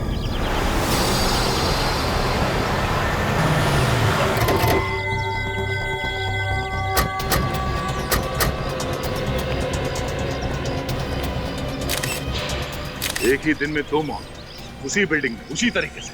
वो क्या रहे हैं यहाँ पे? क्या बताएं साहब, हमारी हंसती खेलती बिल्डिंग को किसी की नजर लग गई है। पहले उस विंग में अनुष्का मैडम, अब इस विंग में ऋचा मैडम। हाँ, किसी खूनी की नजर। तो जवान लड़कियों को अपना निशाना बना रहा है। ऋचा मैडम 10वें माले के ऊपर रहती है क्या? जी साहब, 13वें माले पे रहती थी। इसका सर और चेहरा अनुष्का से भी बुरी तरह से कुचला गया है। देख के लग रहा है कि ये ऊपर वाले माले पे रहती है। सर ऋचा की लाश भी बिल्डिंग के काफी करीब लग कर गिरी है। इसका मतलब इसने भी खुद ही छलांग लगाई है। रेडी? ठीक है, इस ऋचा के फ्लैट में जाके चेक करो। ऋचा से आखिरी बार मिलने कौन आया है? ऋचा मैडम से भी इन दिनों कोई भी मिलने नहीं आया। ऋचा अकेली रहती थी? जी साहब। ये अनुष्का मैडम और ऋचा आपस में सहेली थे क्या? नहीं साहब, मैंने तो इन लोगों को कभी आपस में बात करते हुए नहीं देखा। कोई ना कोई कनेक्शन तो था, ये तो इन्हीं दोनों को निशाना बनाया गया। ऋचा! आप? ये नेहा जी है, ऋचा मैडम की पड़ोसन। सिर्फ पड़ोसन ही नहीं, मेरी बहुत अच्छी सहेली भी थी ऋचा, बिल्कुल एक छोटी बहन जैसी। क्या बता सकती हैं कि क्यों किया होगा आत्महत्या इसने? ये आत्महत्या नहीं है। आत्महत्या नहीं है? आपको ऐसा क्यों लगता है? ऋचा आत्महत्या कर ही नहीं सकती, वो तो अपनी जिंदगी से बहुत खुश थी। अभी कुछ दिन पहले ही उसने मुझसे कहा था कि उसे जिंदगी से जो भी चाहिए वो उसे सब मिल गया है। मैं मान ही नहीं सकती कि उसने आत्महत्या की है। आपको किसी पे शक है? कौन हो सकता है ऋचा की मौत के पीछे? वो ऋचा का तो कोई दुश्मन भी नहीं था। सर ये देखिए सर, ऋचा के मोबाइल फोन पे उसी टेलीफोन बूथ से किसी ने कॉल किया। सिर्फ इतना नहीं है सर, ऋचा के साथ भी बिल्कुल वैसा का वैसा ही हुआ है जैसा अनुष्का के साथ हुआ था। और ये क्लब लेकर्स का पास। तो ऐसा ही बात हमें अनुष्का के घर में से मिला था। कहीं ये कोई सीरियल किलर तो नहीं जो इसी बिल्डिंग में रहने वाली जवान लड़कियों को अपना निशाना बना रहा हूँ? पहले अनुष्का, उसके बाद में वो लड़की रीचा। दोनों की दोनों लड़कियां एक के बाद एक बिल्डिंग से छलांग लगाकर कूदती है और मर जाती। क्यों कूदी वो? क्यों कूदकर मर गई? समझ में नहीं आता क्या रिश्ता है इन दोनों के बीच में। कुछ तो संबंध होना ही चाहिए। दोनों की ही मौत ऊपर से कूदने से हुई है। तो मैंने कब कहा नीचे से ऊपर कूदने से हुई है? मैं ये कह रहा था कि दोनों का ही आत्महत्या का तरीका एक जैसा है। किसने कहा आत्महत्या की है? मैंने कहा? किसी ने नहीं। सॉरी सर, दोनों को ही फोन आए थे पीसीओ से, एक ही पीसीओ से। एक ही पीसीओ से दोनों को फोन आते हैं और फोन आने के बाद में दोनों छलांग लगाकर कूदकर मर जाती है। क्यों? क्यों छलांग लगाती है? सर दोनों की फोरेंसिक रिपोर्ट भी एक जैसी है। No alcohol no drugs. वही तो, नो अल्कोहल नो ड्रग्स। फिर भी कुछ तो है, कुछ तो है इन दोनों की जिंदगी में जो इन दोनों को जोड़ रहा है। सर एक दूसरे से कभी बात भी नहीं की थी उन्होंने। एक दूसरे से कभी बात भी नहीं की, एक दूसरे को जानते तक नहीं थे। फिर भी लगता है कि इन दोनों के बीच में कोई ना कोई तो कनेक्शन है।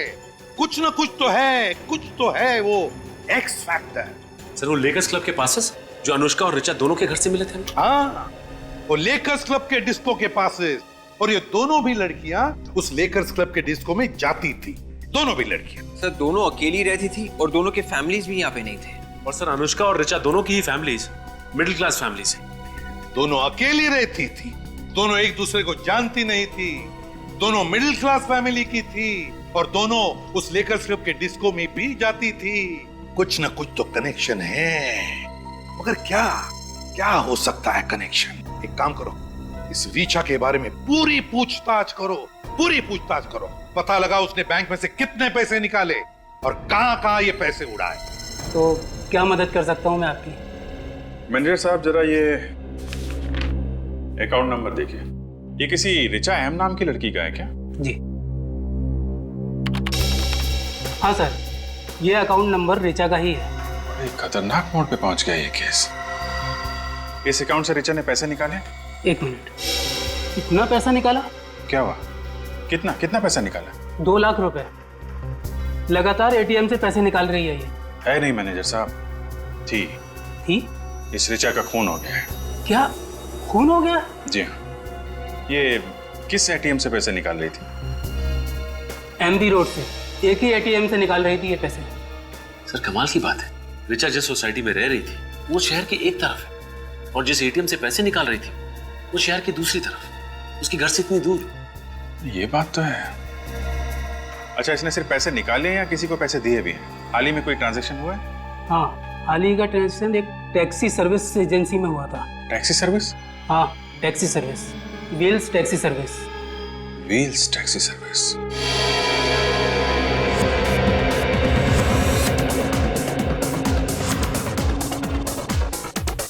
रेडी? देखो जरा कोई मिलता है।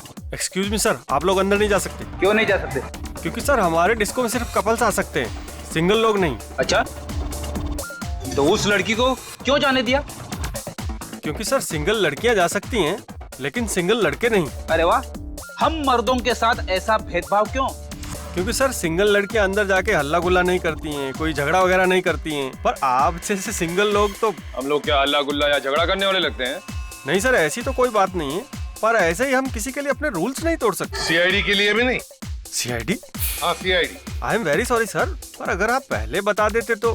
खैर, मैं नवनीत यहाँ का मैनेजर। वैसे आप लोग किस लिए आए हैं? अनुष्का और ऋचा के बारे में पूछताछ करने के लिए। अनुष्का और ऋचा? जी हाँ, शायद वो दोनों आपके स्पेशल गेस्ट हैं।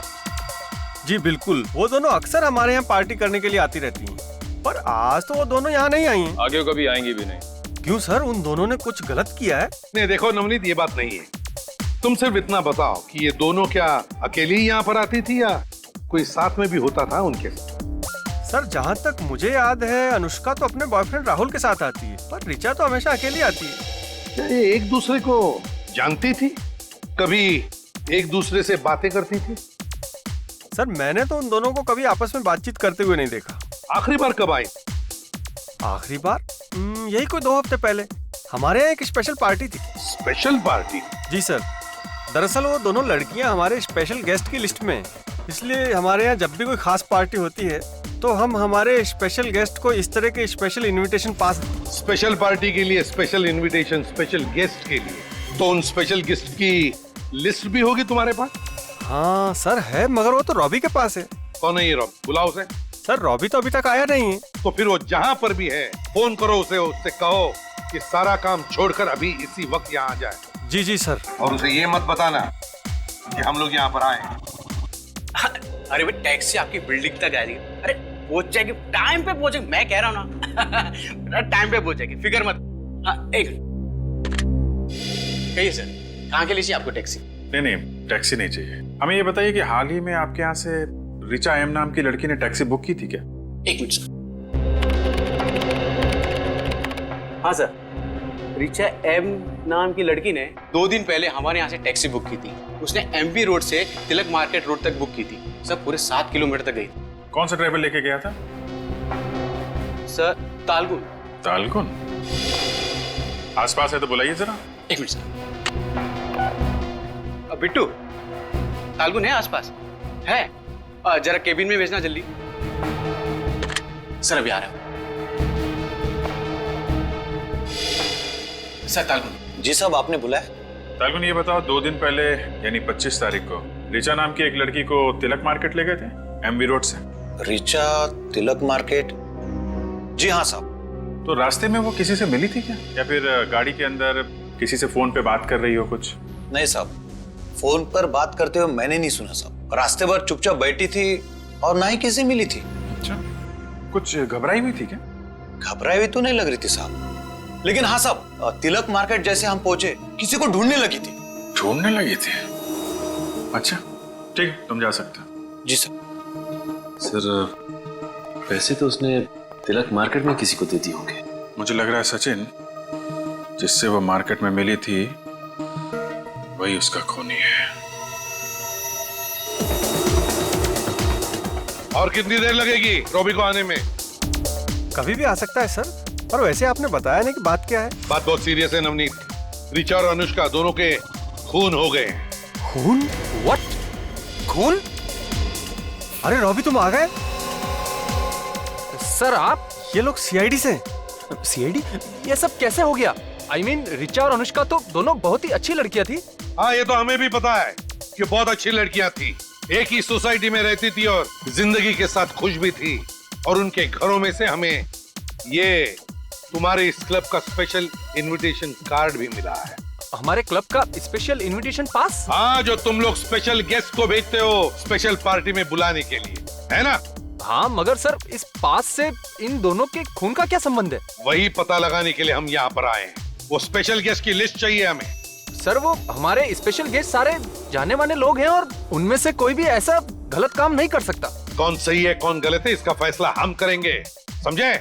वो लिस्ट दे दो हमें अभी इसी वक्त।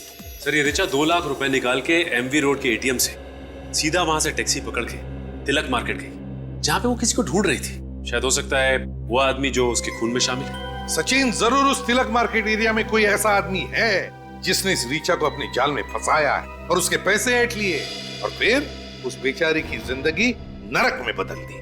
सर, हाँ, लेकर्स क्लब की स्पेशल कस्टमर्स की लिस्ट में एक ऐसा आदमी मिला है जो तिलक मार्केट में रहता है। देखा, मैंने कहा था ना।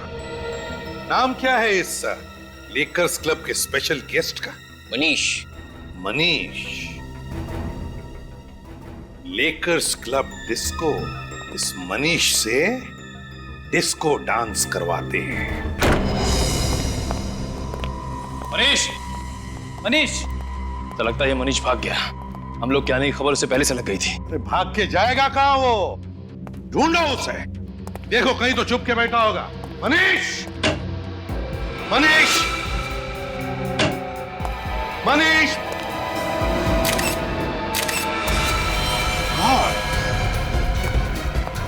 प्रणय, निखिल, जल्दी आओ। Oh my God, Nikhil. Sir ये तो, हाँ ये मनीष ही है, जल्दी उतारो इसे नीचे। हमें तो लगा था कि ये दोनों खून मनीष ने किए, मगर यहाँ तो ये खुद ही ऊपर चला गया। हाँ मनीष ने भले इन दोनों को मारा हो, लेकिन हो सकता है किसी और ने मनीष को मारा होगा। आराम से।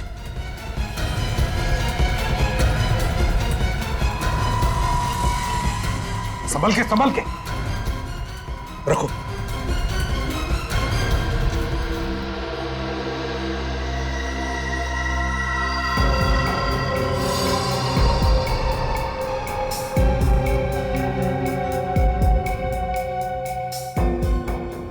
गले में निशान है। इस निशान को देख के लगता है कि मनीष ने खुद अपने आप को फांसी लगा ली है। सर बॉडी पे स्क्रैचेस या किसी भी स्ट्रगल के निशान नहीं है। वही तो, पलटाओ जरा इसे। इस केस ने खून और आत्महत्या दोनों का फर्क ही मिटा दिया है। इन तीनों लाशों को देख के तो लगता है कि ये आत्महत्या है, लेकिन दिल मानने को तैयार नहीं है। दिल कहता है कि ये तीनों के तीनों खून है, खून। किसी चालाक खूनी ने ये खून किए। पर सर अगर ऋचा और अनुष्का का खून पैसे के लिए हुआ है तो फिर मनीष को क्यों मारा? शायद आत्महत्या ही की हो मनीष ने। हाँ सर, कई बार लोग जुर्म के बोझ तले दब जाते हैं और प्रायश्चित करने के लिए आत्महत्या कर लेते हैं सर। हाँ फ्रेडी, होता है ऐसे कभी कभी जिंदगी में। काम करो, घर को अच्छी तरह से तलाशो, अच्छी तरह से।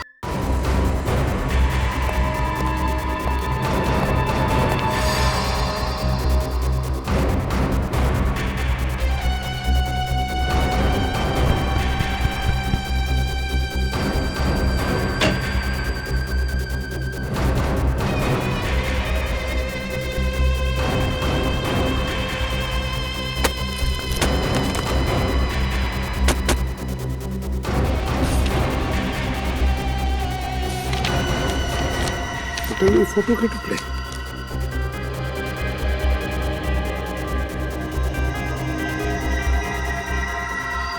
तो मनीष है। इस मनीष के साथ कौन है? डॉक्टर का एप्रन पहने हुए।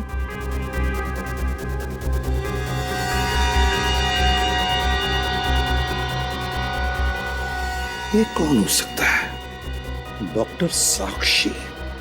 डायरी?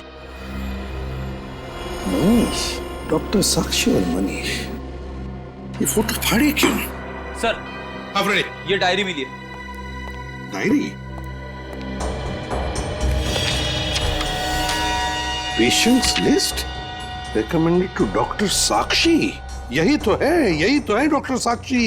पेशेंट्स की लिस्ट में अनुष्का, ऋचा, अनुष्का और ऋचा पेशेंट के लिस्ट में। रेडी, समझ गया। अनुष्का और ऋचा के बीच का संबंध मिल गया, कनेक्शन मिल गया। वो एक्स फैक्टर इन दोनों के बीच में जो है, ये डॉक्टर साक्षी।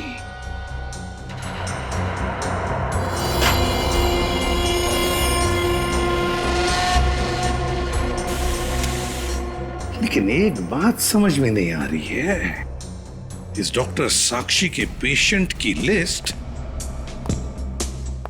इस मनीष के घर में कैसे और क्यों? और ये साक्षी है कौन? सर, हाँ सर, 1 लाख रुपए मिले सूटकेस में। 1 लाख रुपए? हाँ सर, शायद वही पैसे हैं जो ऋचा ने आरबीडी बैंक से निकाले थे। हाँ निखिल, यही पैसे लेकर वो तिलक मार्केट आ गई इस मनीष को पैसे देने के लिए। मगर अभिजीत सर ने कहा था कि ऋचा ने बैंक में से 2 लाख रुपए निकाले थे। ये तो 1 लाख ही है। समझ गए फ्रेडी, समझ गए हम। 2 लाख में से आधे पैसे, 1 लाख रुपए मनीष ने अपने लिए रखे और ये बचा हुआ आधा हिस्सा वो इस डॉक्टर साक्षी को देने वाला था। इस डॉक्टर साक्षी की पूरी कुंडली निकालो। जी कहिए। हम लोग सीआईडी से। सीआईडी यहाँ? जी हाँ, हमें आपसे कुछ पूछताछ करनी है। श्योर। अच्छा, आप ये बता सकते हैं कि इस शहर में डॉक्टर साक्षी नाम के कितनी डॉक्टर्स हैं और उनके क्लिनिक कहाँ? Just 1 minute. I am sorry officer, लेकिन डॉक्टर साक्षी नाम की कोई भी डॉक्टर इस शहर में नहीं है। हाँ, डॉक्टर शिवानी है। देखिए, हम डॉक्टर शिवानी को नहीं, डॉक्टर साक्षी को ही ढूंढ रहे हैं। अच्छा, इस फोटो को ध्यान से देखिए। ये है डॉक्टर साक्षी। ये डॉक्टर साक्षी नहीं, डॉक्टर रोशनी है। क्या? ये डॉक्टर रोशनी है? जी हाँ, इन्हें कैसे भूल सकता हूँ। इसका लाइसेंस कैंसिल कर दिया गया था। लाइसेंस कैंसिल कर दिया था? क्यों? क्योंकि ये बिना अथॉरिटी के पेशेंट्स के ऊपर क्लिनिकल हिप्नोसिस आजमा रही। Clinical hypnosis? जी। डॉक्टर साक्षी का एड्रेस होगा ना आपके पास? हेलो। हाँ भेज दो, जल्दी भेज। बड़े भैया आइए। Doctor thank you so much, आपने इतने कम वक्त में हमें बुला लिया। Thank you so much. देखिए आपकी जो भी प्रॉब्लम्स हैं जल्दी बताइए, मेरे पास वक्त नहीं है। देखिए प्रॉब्लम मुझे नहीं है, प्रॉब्लम इन्हें है। इन्हें? जी हाँ, ये मेरे बड़े भैया है। बड़े भैया? जी हाँ बड़े भैया, आप खुद ही बता दीजिए ना। वो ऐसा है कि छोटे भैया हैं तो इनके सामने तो कुछ बोल नहीं सकते। भैया आप टेंशन मत लो, मैं समझ गया, मैं बाहर जा रहा हूँ। लेकिन भैया आप डॉक्टर साक्षी को सब कुछ बता देना। Thank you doctor. बता दूंगा। आइए बैठिए।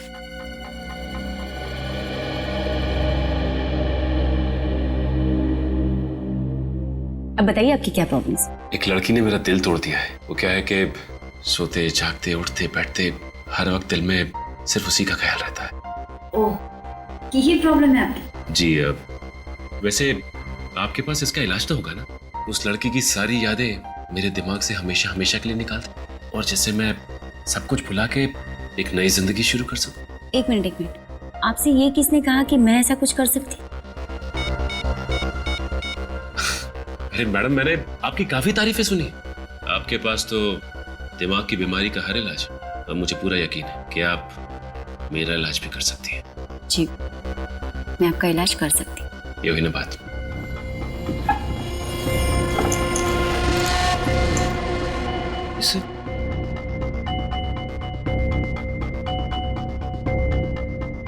नौटंकी का सामान।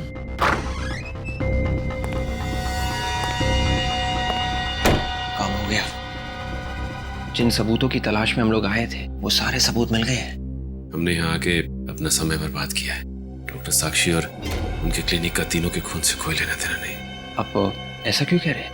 ये नौटंकी का सामान मिला है और ये फोटो देखिए।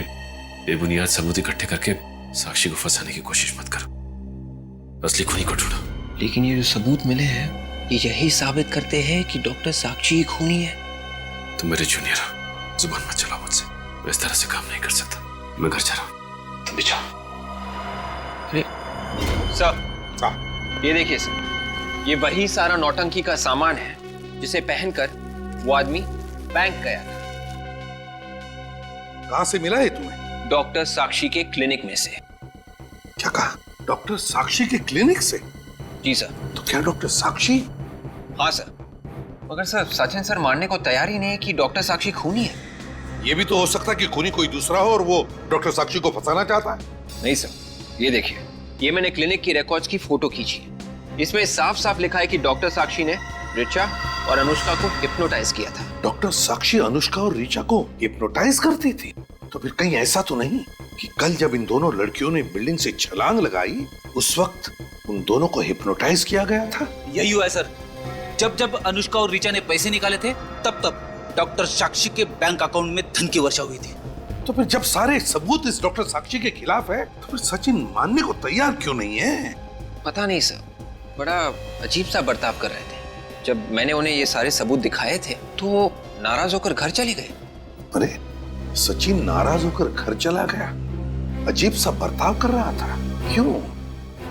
एक मिनट विवेक, जब तुम लोग सबूत इकट्ठा कर रहे थे तो लगता है सचिन को इस डॉक्टर साक्षी ने हिप्नोटाइज किया। सचिन अगर हिप्नोटाइज हो गया तो वो कुछ भी कर सकता है। जल्दी से जल्दी उसे पकड़ना पड़ेगा। उसका मोबाइल कहाँ है? 500 मीटर की दूरी पर सर। एक जगह रुका नहीं है सर, लगातार आगे बढ़ रहा है। किस जगह जा रहा है? अभी मालवीय नगर की ओर मुड़ा है सर। मालवीय नगर मतलब हाईवे नंबर 35 से निकलेगा ना? मैं शॉर्टकट लेता हूँ। जैसे जैसे घड़ी की सुइयां बढ़ती जा रही हैं खतरा बढ़ता जा रहा है। सर सचिन सर का फोन अभी मालवीय नगर से निकला सर। बाहर निकल गया? हाँ सर। यही नहीं होना चाहिए इसी रोड पे। सचिन सर का फोन 10 मीटर की दूरी पर, यानी कि इस कार में क्या 10 मीटर दूर इस गाड़ी में? इस गाड़ी में सचिन क्या कर रहा है? उसको रोकते हैं।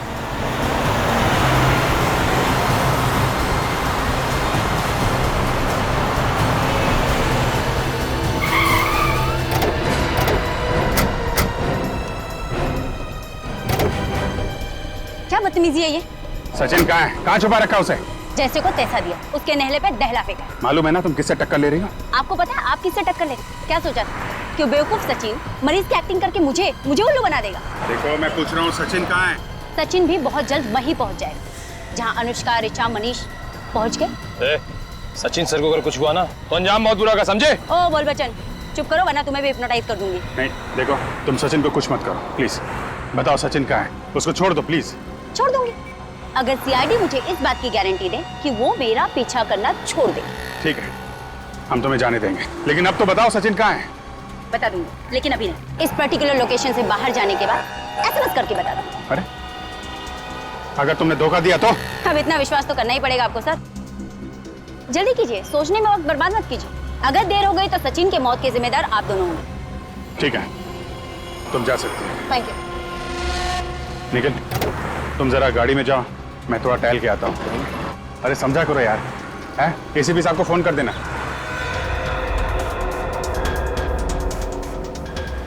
सर, हमने साक्षी को छोड़ के बहुत बड़ी गलती की है सर। नहीं फ्रेंडी, सचिन की जान को खतरा है, उसे बचाना सबसे जरूरी है, समझे? मगर समझ में नहीं आ रहा है ये सचिन गया कहाँ होगा। मेरा तो दिल बैठा जा रहा है, पता नहीं सचिन सर के साथ क्या हुआ होगा। क्या है सर? डॉक्टर साक्षी का मैसेज आ गया। कबूतर छत से उड़ने वाला, कबूतर छत से उड़ने वाला, इसका क्या मतलब हो सकता है? My God! विवेक, जल्दी से सचिन के घर की तरफ गाड़ी ले लो, जल्दी। Yes sir.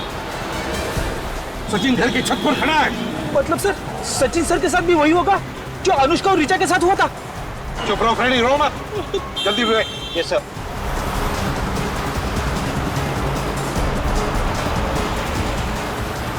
वो देखो सचिन। ए, रुक जाओ।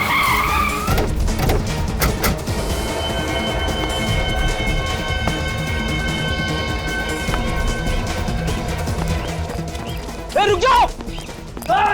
रुक जाओ।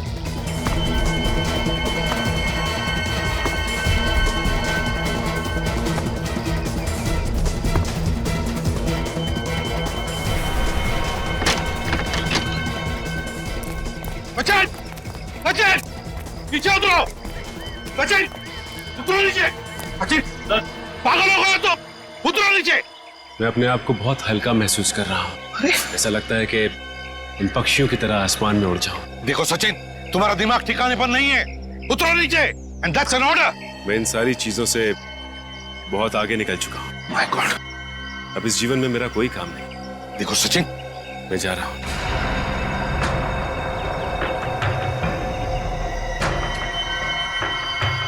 विवेक,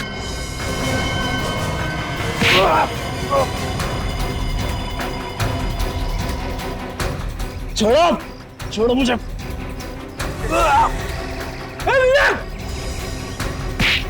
छोड़ो, मैं कहता हूँ छोड़ो मुझे। सर! खींचो उसे। खींच। संभल के, तुम छोड़ो मुझे। सचिन, बात सुनो मेरी। छोड़ो, मैं आजाद होना चाहता हूँ। सचिन, क्या कर रहे हो तुम? मैं आजाद होना चाहता हूँ। चुप रहो सचिन। सबके सब मरोगे मेरे साथ। सचिन!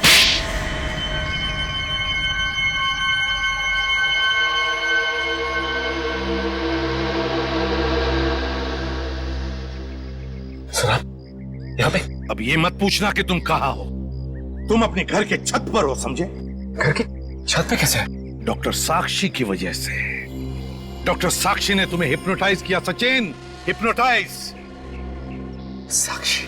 और तुम इस बिल्डिंग से छलांग लगाने वाले थे। बिल्डिंग से?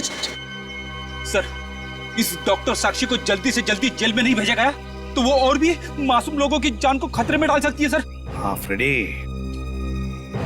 इस डॉक्टर साक्षी का इंतजाम तो मैंने कर ही दिया है।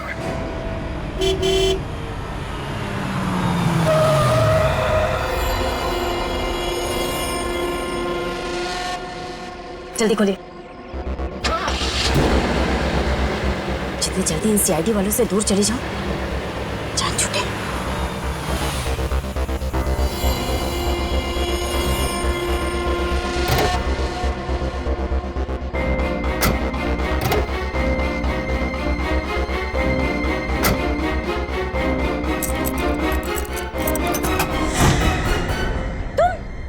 अभी अलविदा ना कहना रोशनी जी। जी हाँ, मैंने सोचा क्यों ना आपको एयरपोर्ट तक छोड़ ही आऊं। देखो मुझे जाने दो वरना।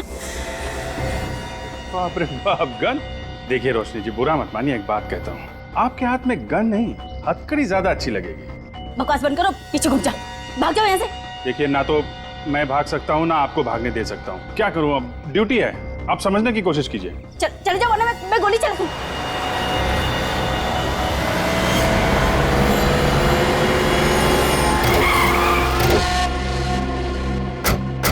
एक और खून करने निकली थी। खून? किसका खून? किसका खून? अरे मेरा खून।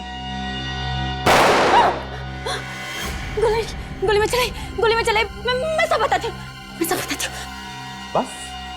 बस हाँ? एक ही गोली की आवाज सुन के ये तो सुधर गई अभी ये। तो रोशनी जी और साक्षी जी, आपकी भलाई इसी में है कि जो आप बताना चाहती हैं बताइए। Please continue. 7 साल खड़ी मेहनत करके डॉक्टर बनी थी मैं, और उन लोगों ने मुझसे मेरा लाइसेंस छीन लिया, मेरी डिग्री छीन ली। तो क्या गलत किया उन्होंने? अपने मरीजों का इलाज करने के लिए तुमने हिप्नोटिज्म का इस्तेमाल किया, मगर क्या हिप्नोटिज्म में काबिल होने के लिए तुमने उसकी पढ़ाई की थी, उसमें डिग्री पाई? नहीं। हाँ, डिग्री नहीं थी मेरे पास, तो क्या? मैंने चार सबूत दिए कि मैं हिप्नोटाइज करके क्या क्या कर सकती हूँ। अनुष्का, ऋचा, मनीष, सचिन, इनके साथ जो किया, क्या मेरी काबिलियत साबित करने के लिए काफी नहीं था? हिप्नोटिज्म में अपनी काबिलियत साबित करने के लिए तुमने 3 खून किए हैं। 3 खून, बहुत बड़ा गुनाह किया है तुमने, और इसके लिए सिर्फ एक ही सजा है, फांसी।